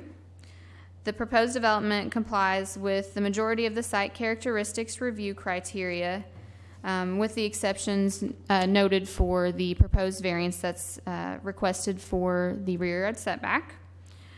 The proposed development plan does comply with the majority of the review criteria for site design. And if the variance is approved, it would meet the minimum requirements in the zoning ordinance, with the exception of the additional variance that may be needed if the pickup window is still incorporated into the plan. The Planning Commission should consider if the proposed commercial development on the small lot at the entrance of the subdivision will alter the character of the neighborhood. And last, the Planning Commission should consider if the proposed development, including the proposed and allowed uses, signage, and building materials, is compatible with the surrounding area. I believe that is it for the staff report. I know the applicant's here, and I'm happy to answer any questions. Rachel, go back and explain the pickup window. I got lost in the Sure. footage somewhere. Sure. So the pickup window that's proposed in this location here, it's kind of that little notched area there on the corner of the building.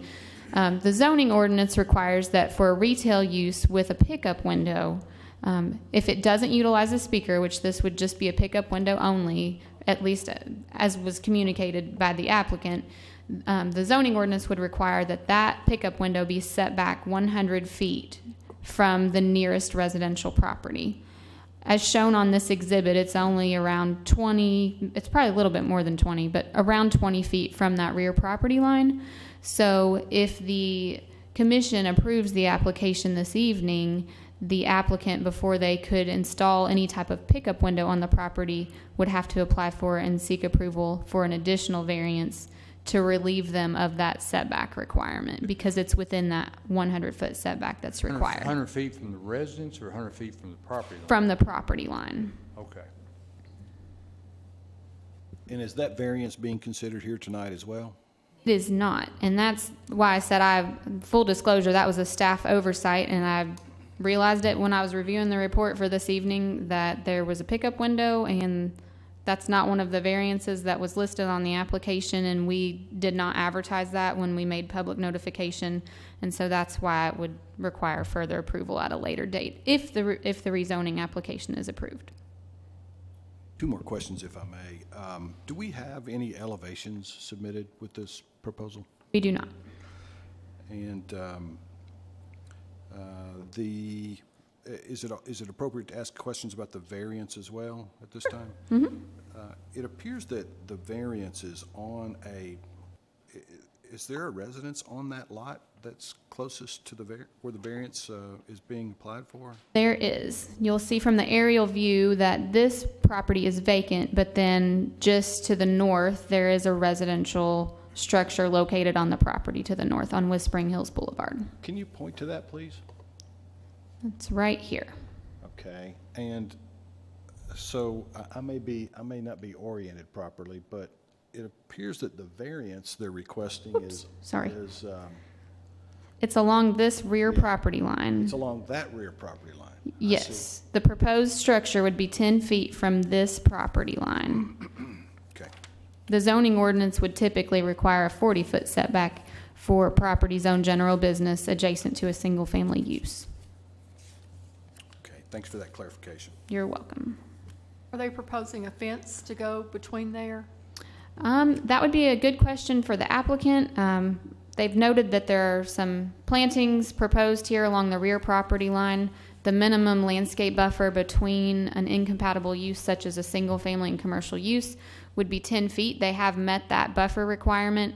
The zoning ordinance allows a mixture of evergreen and deciduous trees to meet that requirement, or they would have the option to substitute an opaque fence instead of the evergreen trees, but the deciduous trees would still have to be installed. So they would have the option, but that may be a question if they're planning to install a fence. I'm not sure. You know what kind of lighting they're proposing? I do not. Because of that residential, if it's only 10 feet off The zoning ordinance does require, it's just a requirement of the ordinance that any lighting installed on the property be designed as downlighting that's directed inward to the site and to where it's shielding light trespass onto adjacent residential properties. Okay. Do you know how far a resident to the north is as far as from the property line? I didn't get out there and measure it, but I was just concerned that any lighting's going to be right in there. Looking at the scale that's on the aerial, it's probably around 20 feet, 15 or 20 feet. Jace or Lucas may be able to answer that better than I could because they've been out there and surveyed the property, but I'm just guessing. May I ask one more question regarding this variance? I'm looking at what appears to be a plot plan, and it says request of 30 feet, variance from 40 feet. So this seems to indicate a 30-foot space, not a 10-foot space.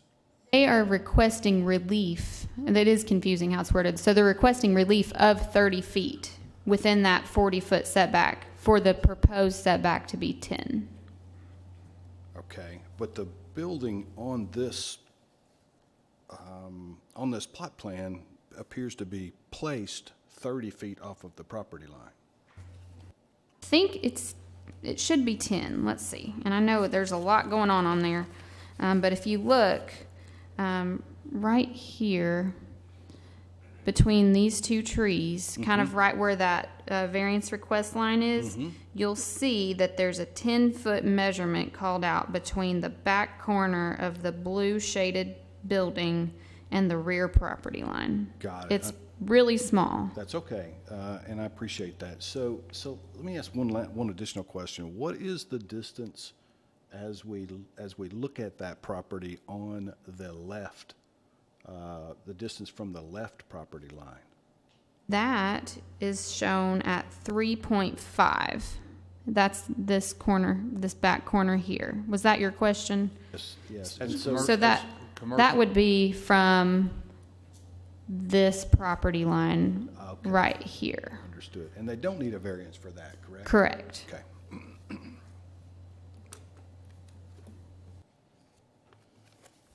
10 feet off the property line and a 3-story building proposed, or 3-story in height, 30 feet tall, is what they're proposing. That's the current proposal, would be that the maximum building height would be 30 feet. I'm not sure that that's the intended height, but that's the maximum that they have proposed in the conditions. Do we have anything in that area of Russellville Road that's 30 feet high? Possibly. The majority of the existing surrounding structures are 1-story residential structures. As you get further out, let me go back to the land use map.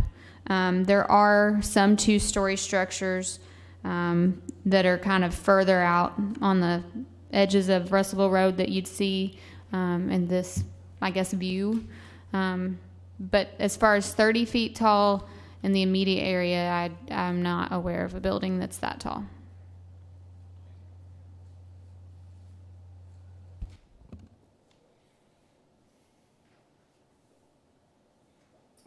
Commissioners, any other questions? Thank you. Thank you.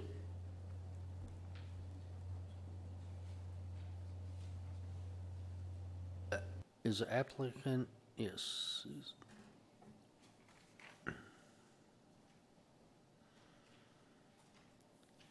Good evening, everybody. My name is Al Claes. I live on 2618 Cross Ridge Street, Bowling Green, Kentucky, 42104. Swear to tell the truth. Yes, sir. Thank you. Thank you.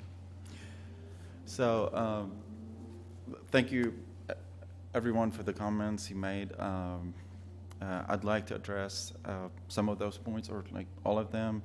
The height of the building is I think the requirement is maximum 42. We said 30. I think we can go down to like 20 feet for the height of the building. You asked about the fence. Definitely, that's something I would love to have. A fence just to protect and respect the privacy of the property behind. Plus, in addition, there's not going to be any speaker there, just so it doesn't bother anybody. Somebody's sitting on the porch or anything. Plus, there's HIPAA regulations. Like, if somebody is picking their prescriptions, I think we all use drive-through at the pharmacy sometimes. If it's a speaker, I'm always afraid the car behind or neighbors will hear those, those information. So I'd like to protect those patients and the neighbors, privacy. The signage, it will be compatible with what's in the surrounding. It will be monument signage.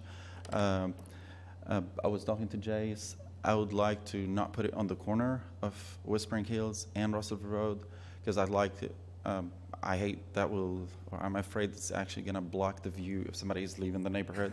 So we're going to put it more on the, what is it? Is it Hope Bridge? It's more to the west side of it. So if somebody is leaving the neighborhood, that's not going to block the view. The lights, the parking lot, of course, it has to be lighted, which is the corner of the property. The back of it, they're just going to be motion sensing lights, just for security purposes. It's not going to be all day or all night lights, because I don't know the next house if they're bedrooms, on that side, or it's just going to be a motion sensors. Plus about the entrance, I've talked to the State Department of Transportation. Sarah, I guess her name. She said the distance from the entrance to the corner, that's compatible. She said she was okay. I think Mr. Mark communicated, Absher, right, that the city is okay to get just a exit to Whispering Hills with a stop and sign. It's just a right turn only. The pharmacy is not a chain pharmacy, and it's not like a gas station or a McDonald's. So I don't honestly expect, as a pharmacist, that they're going to be high traffic there. The peak time for the pharmacy is the midday, where all the surrounding is slow. So the morning where you have school down the street, you have a lot of traffic on that intersection. That's our like downtime. Like based on my 12 years experience, we don't do much business in that time. In the afternoon, where people start coming back to their homes, that's our downtime, unless somebody's coming from work to pick up their prescriptions. But if you look on the statistics, our majority or like most busy times of our peak time is during the day. I'm expecting I'm going to have a maximum of 2 employees, and maybe after a couple of years, a maximum I'm going to have throughout the day, from operating, let's say, from 8 to 6, anywhere from 25 to 40 people getting in and out.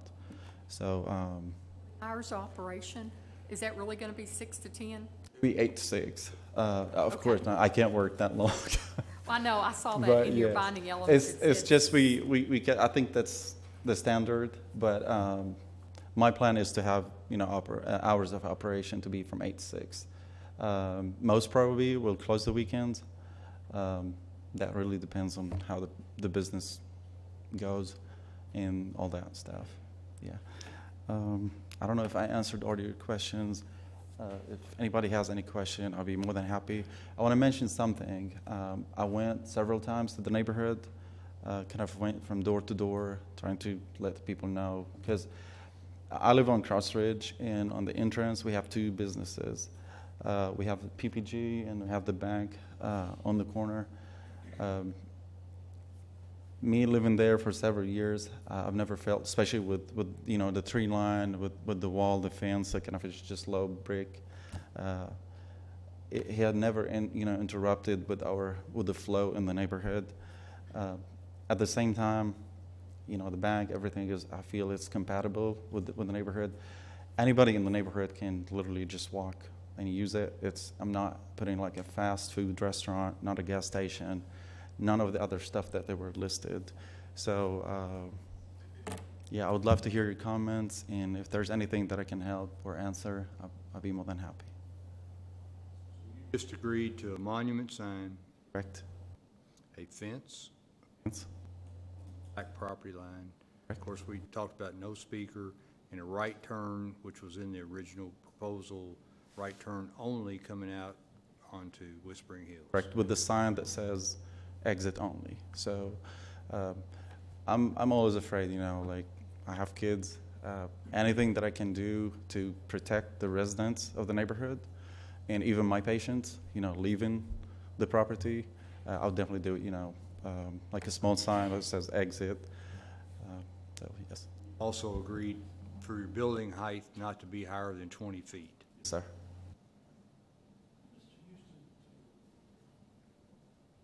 Change the hours of operation in the binding elements to reflect 8 to 6 instead of 6 a.m. to 10. Absolutely. Chicken scratching.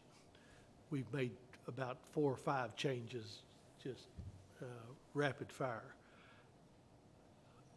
I'd suggest that maybe we hear from the opposition, if there is any, and that maybe we take a 5-minute break to talk with the applicant about the height of the sign, the square footage of the monument sign, the height of the fence, the hours of operation, the buffer, all these things that have come about. So Absolutely. obviously, that's just my suggestion. I don't get a vote.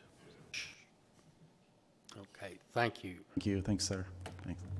Do we have opposition in the audience?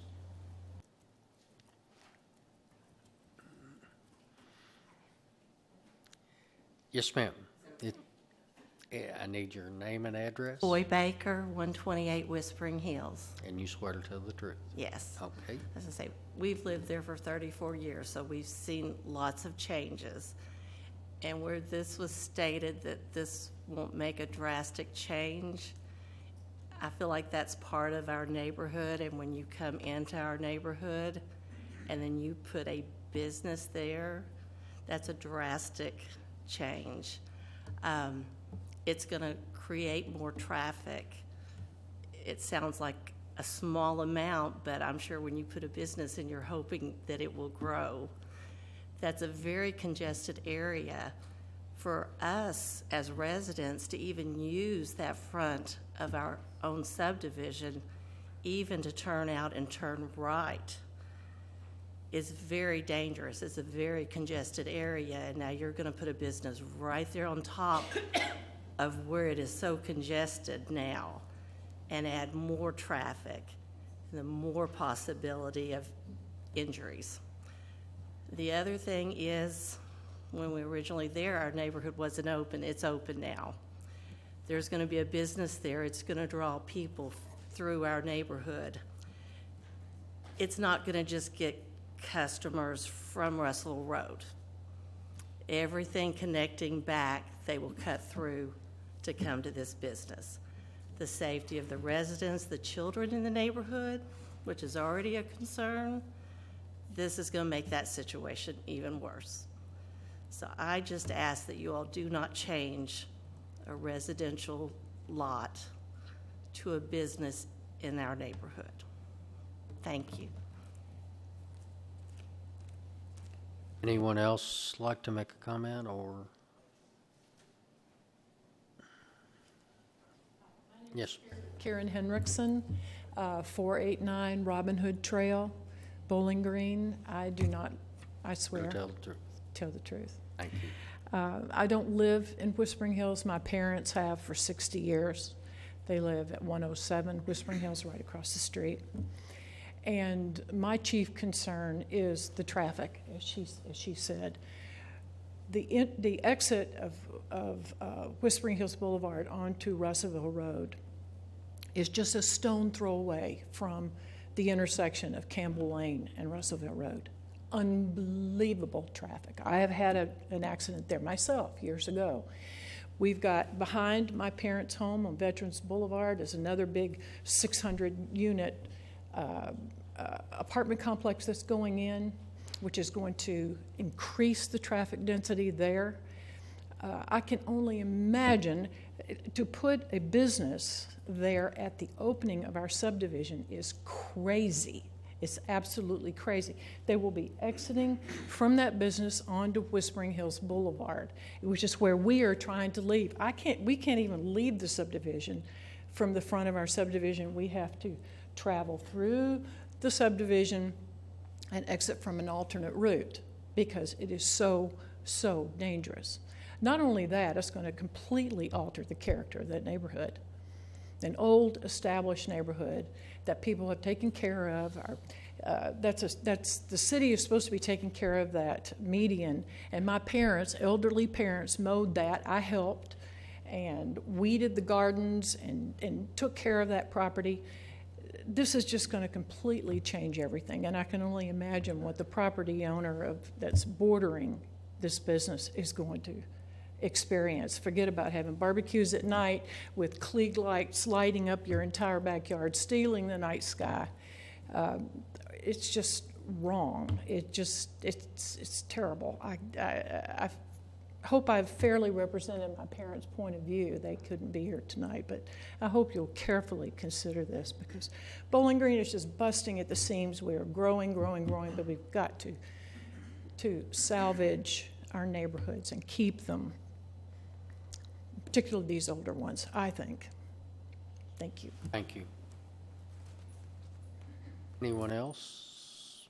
Yes, sir.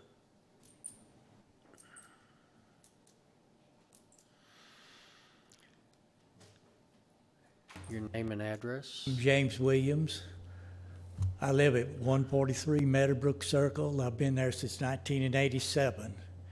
As both the people before has talked, that is the most dangerous intersection in Bowling Green because it's close to Veterans Boulevard where the stoplight is, and if I remember right, and we've tried, it's too close to put another stoplight in. If we had one there, it'd be nice, but coming out of the subdivision, I myself, like she said just now, I've had a wreck. Somebody came through the red light and hit me. And also on the other side, you got Life Skills, which is right across the street where they would be putting this in. And it will change the whole complexion of the neighborhood because it's residential right now. but this would change it, and the lighting for the people who live close. I live further down, but as far as traffic cutting through, a lot of times they cut through the neighborhood from Russellville Road to go out the back or come the other way, just to try to miss the light and go through. And we have people, I live down further, like I say, they'll come through there and they'll be doing 60 or 70 miles an hour. You come over a hill and then back up, or coming on motorcycles, or as well as their cars. And I oppose it. I mean, even though it may be a good plan, but it's going to be dangerous for our neighborhood. So a lot of times when there's a lot of traffic, you have to turn right, go down, either make a U-turn or get in the middle of the lane and go over and then come back towards Bowling Green.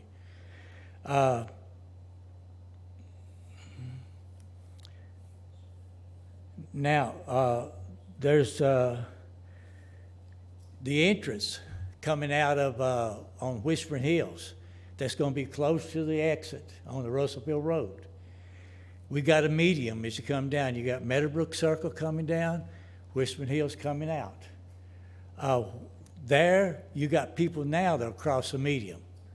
And instead of them turning right on the Russellville Road, they may cross somebody coming in to Meadowbrook Circle. They could get hit, or either way. Like I said, it'll change the whole complexion of the neighborhood, and there's a lot of elderly people. Like I said, I've been there since '87, lives in that neighborhood. Like Venus Lloyd, Coach, Evelyn Welch, and Dr. Lilly used to be a professor at Western. They're not able to come to the hearing, I mean, to talk, and the drive-in window is good. He would not have a speaker or anything, because that would really mess up, if it went through, to mess up the neighborhood. And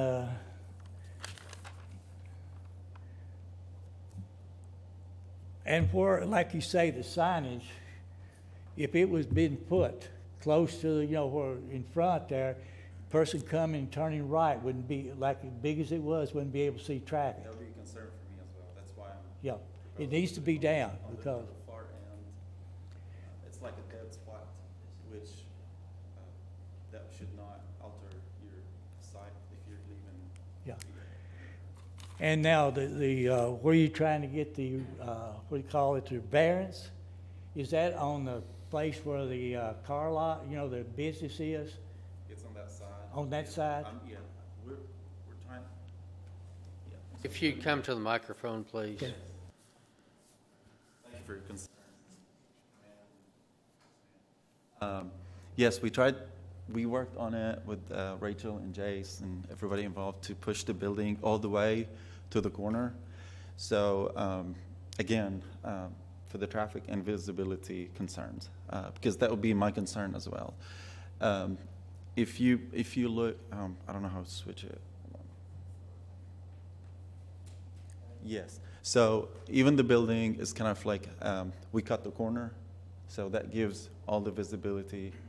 We're kind of just in that corner where if you're leaving, you will barely notice the difference or change in your visibility if you're leaving. That's number one. Number two, we intend to make it just an exit, because I don't want people to be driving to Whispering Hills, make a U-turn and coming back.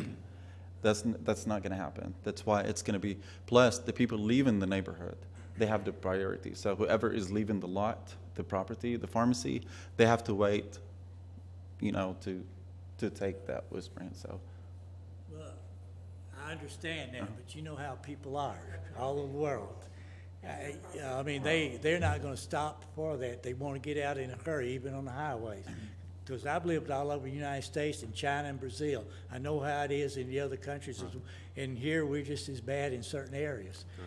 And we're just trying to protect our neighborhood, because it's residential and a lot of elderly people live there. And got one question for you. Yeah, go ahead. Down on Spring Hill, you got I know you don't own it, but there's a service station there that's out of business, a place you wouldn't have any problem with the traffic like we have where we're at there. And it would be an ideal place for something like that.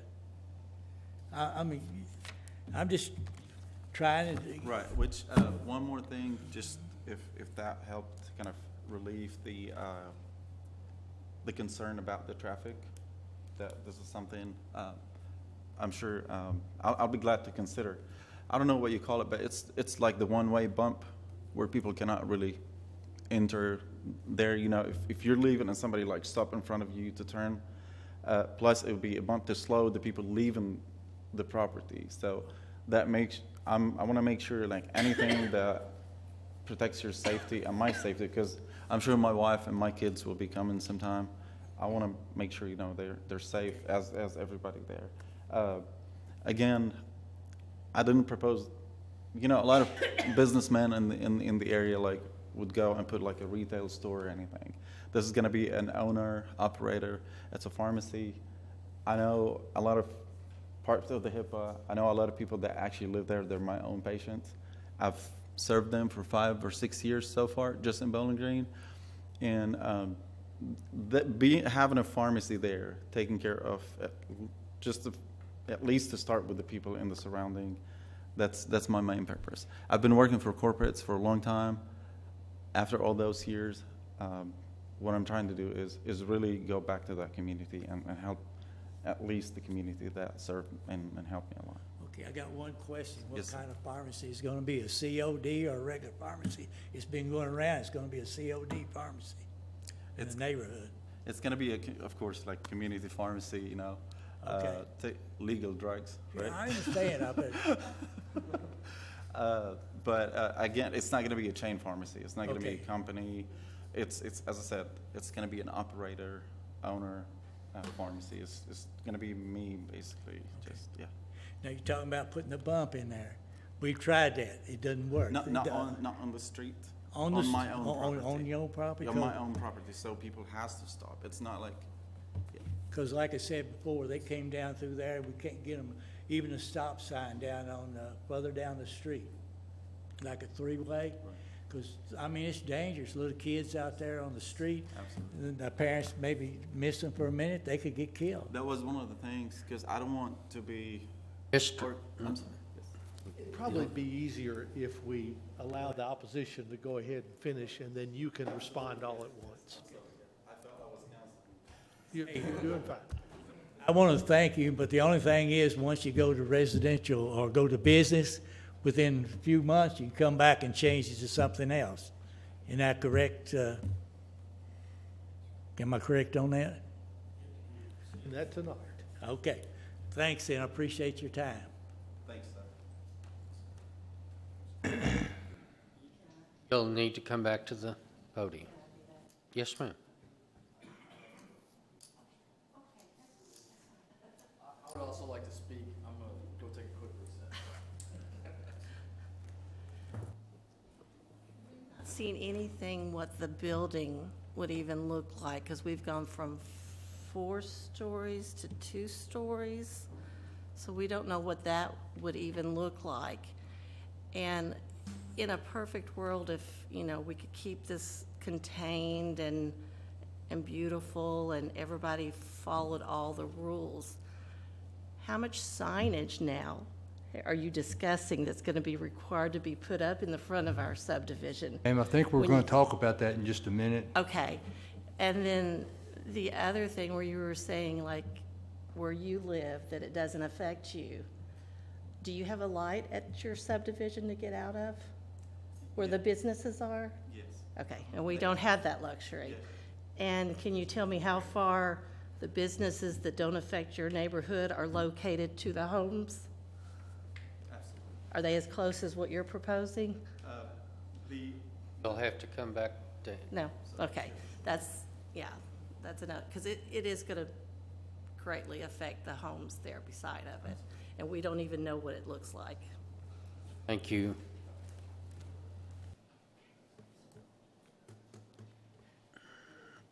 Yes, sir.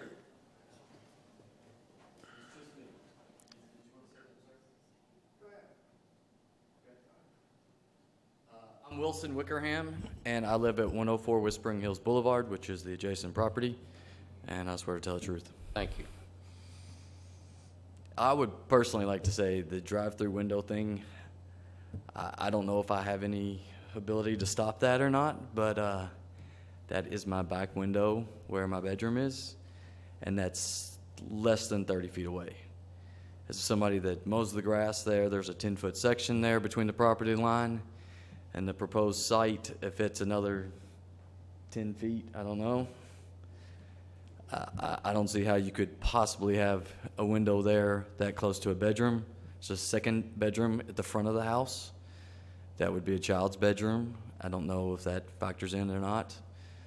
As far as the lighting concerns, to have a motion censored light at the back,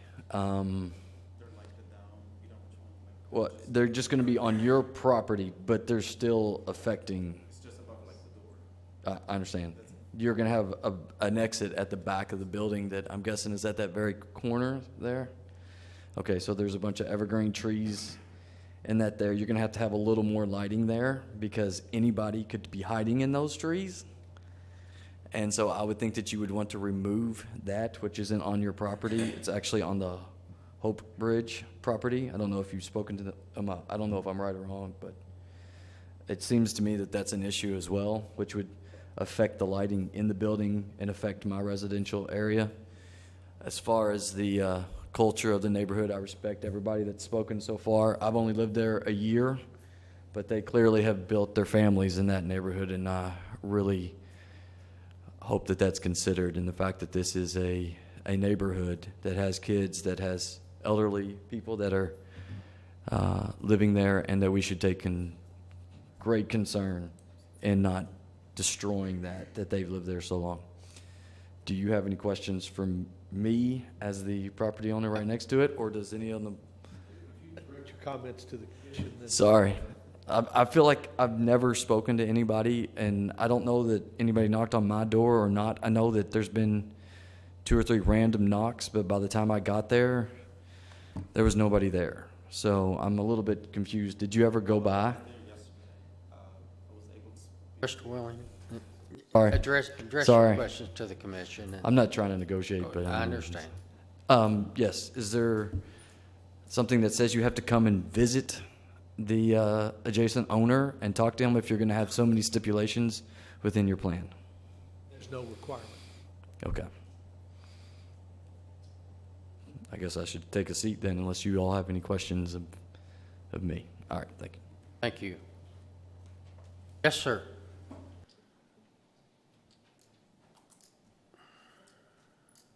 My name is Giles Henriksen, 489 Robin Hood Trail, Bowling Green.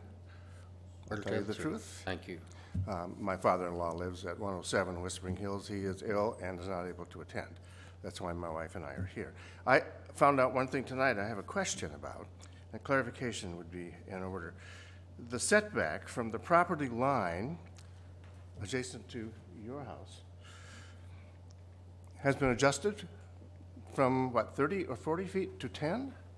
That is a separate application that's also before the commission this evening. The zoning ordinance does require a 40-foot setback.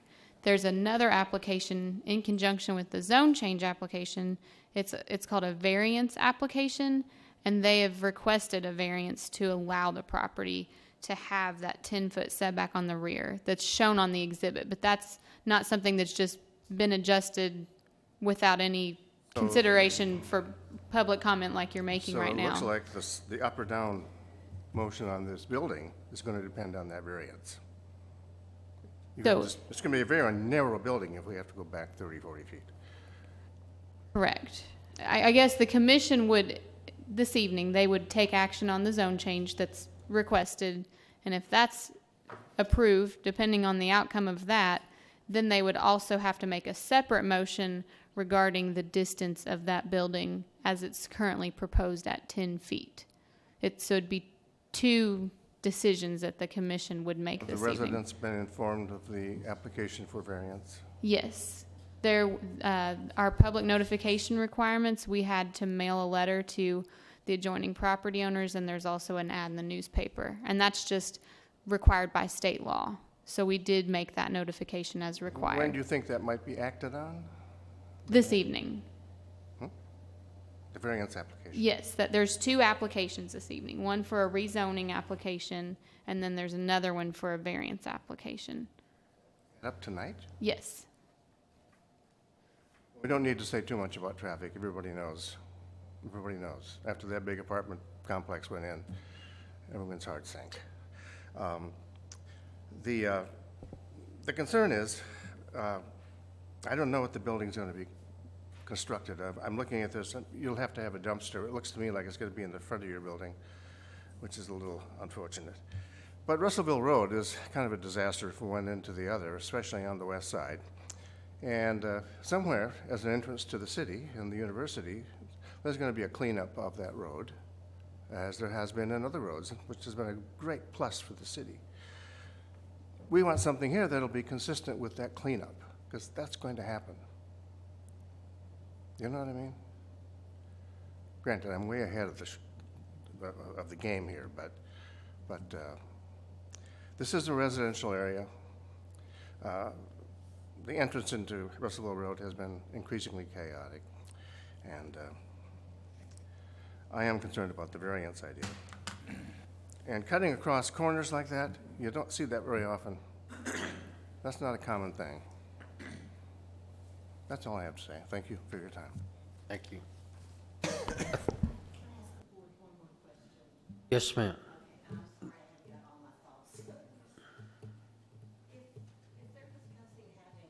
Employees, as small as that lot is, how much parking do they have? Is there a number of parking spaces that's been proposed? I believe he may have said 2 employees, but I'm not sure.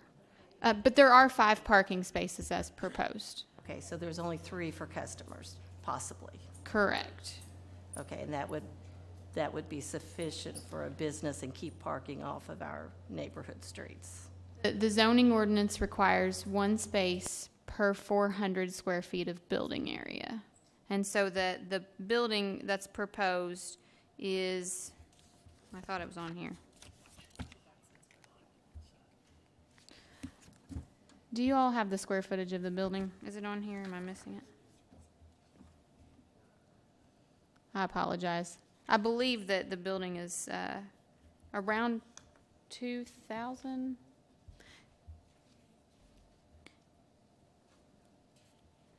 So I guess for a 2,000 square foot building would require 5 parking spaces. If this were approved, any type of building permit that would be issued in the future, those parking requirements would have to be satisfied before any permit could be issued. But I was under the understanding that the building was around 2,000 square feet. If not, if it were larger than that, then the commission, if we reviewed the application for a building permit, could not be approved without meeting the minimum requirement.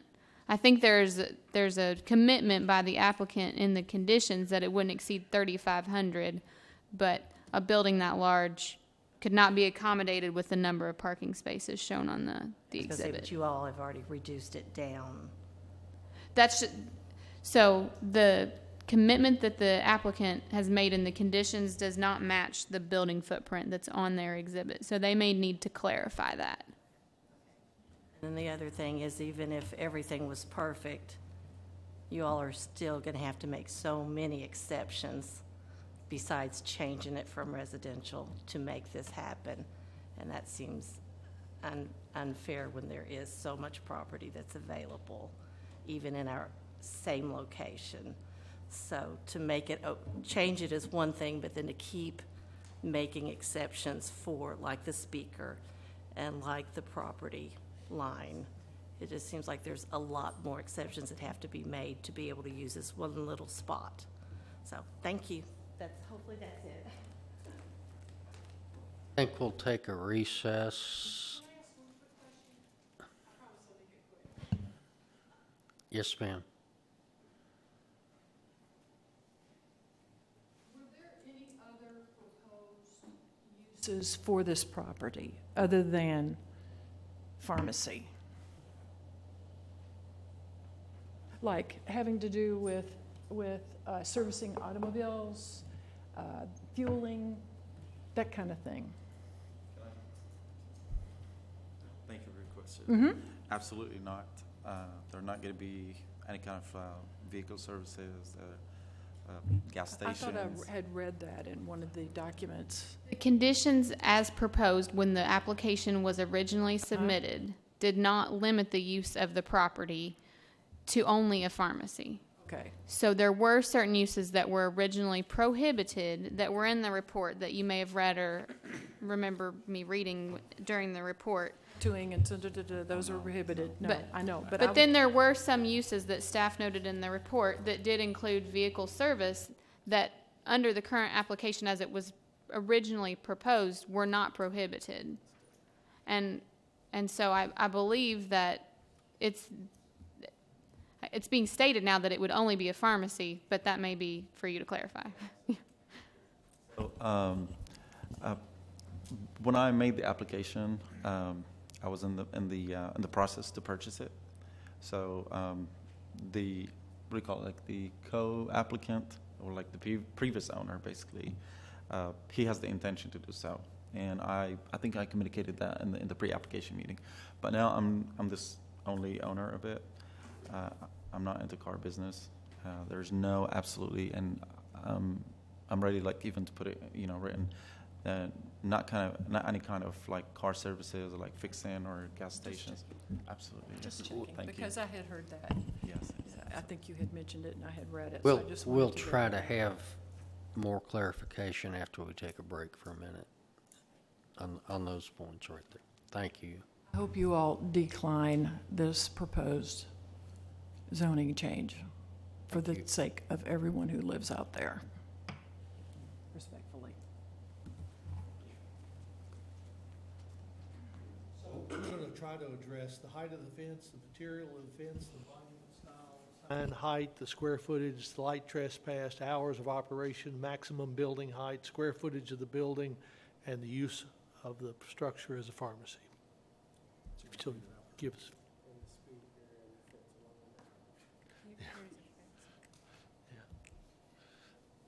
So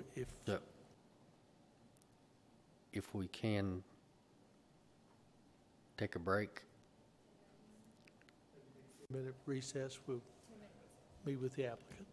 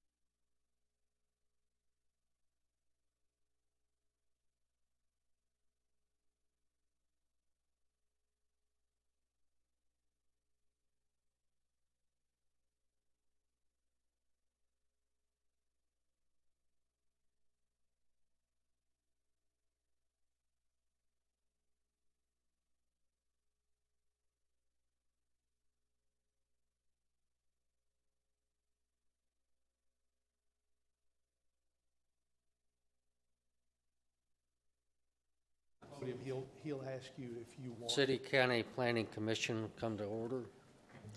Yes, sir. We're, During the recess, I think you and the staff have reached the conclusion that you probably should withdraw your application tonight and have it re-advertised at the July 18th, 2019 meeting with both the variance for the setback as well as the variance for the pickup window heard at the same time. And in the meantime, to make the, what looks like about 14 or 15 changes to your binding, to your development plan conditions. Did I correctly state what you want to do? Yes, sir, you did, yes. Okay. So, Mr. Chairman, I guess there needs to just be an acknowledgement in the record that the application has been withdrawn, and it'll be re-advertised and re-noticed for the July 18th meeting, but that won't take any action by the commission. and did the neighborhood understand that? Okay. Thank you. Can I mention one last point? And any changes I'm gonna, look at.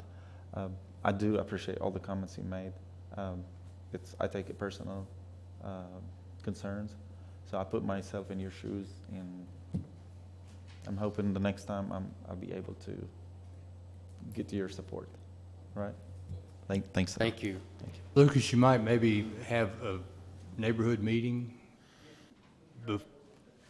try to coordinate that and meet with them personally and alleviate and explain what you're attempting to do, if you don't mind. I can send you a list that I mailed, but some of these individuals live outside that 200 feet mark, so that you might be able to catch them before they leave.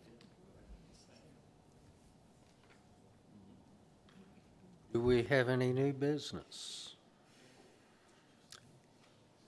Then I'll make a motion that we adjourn.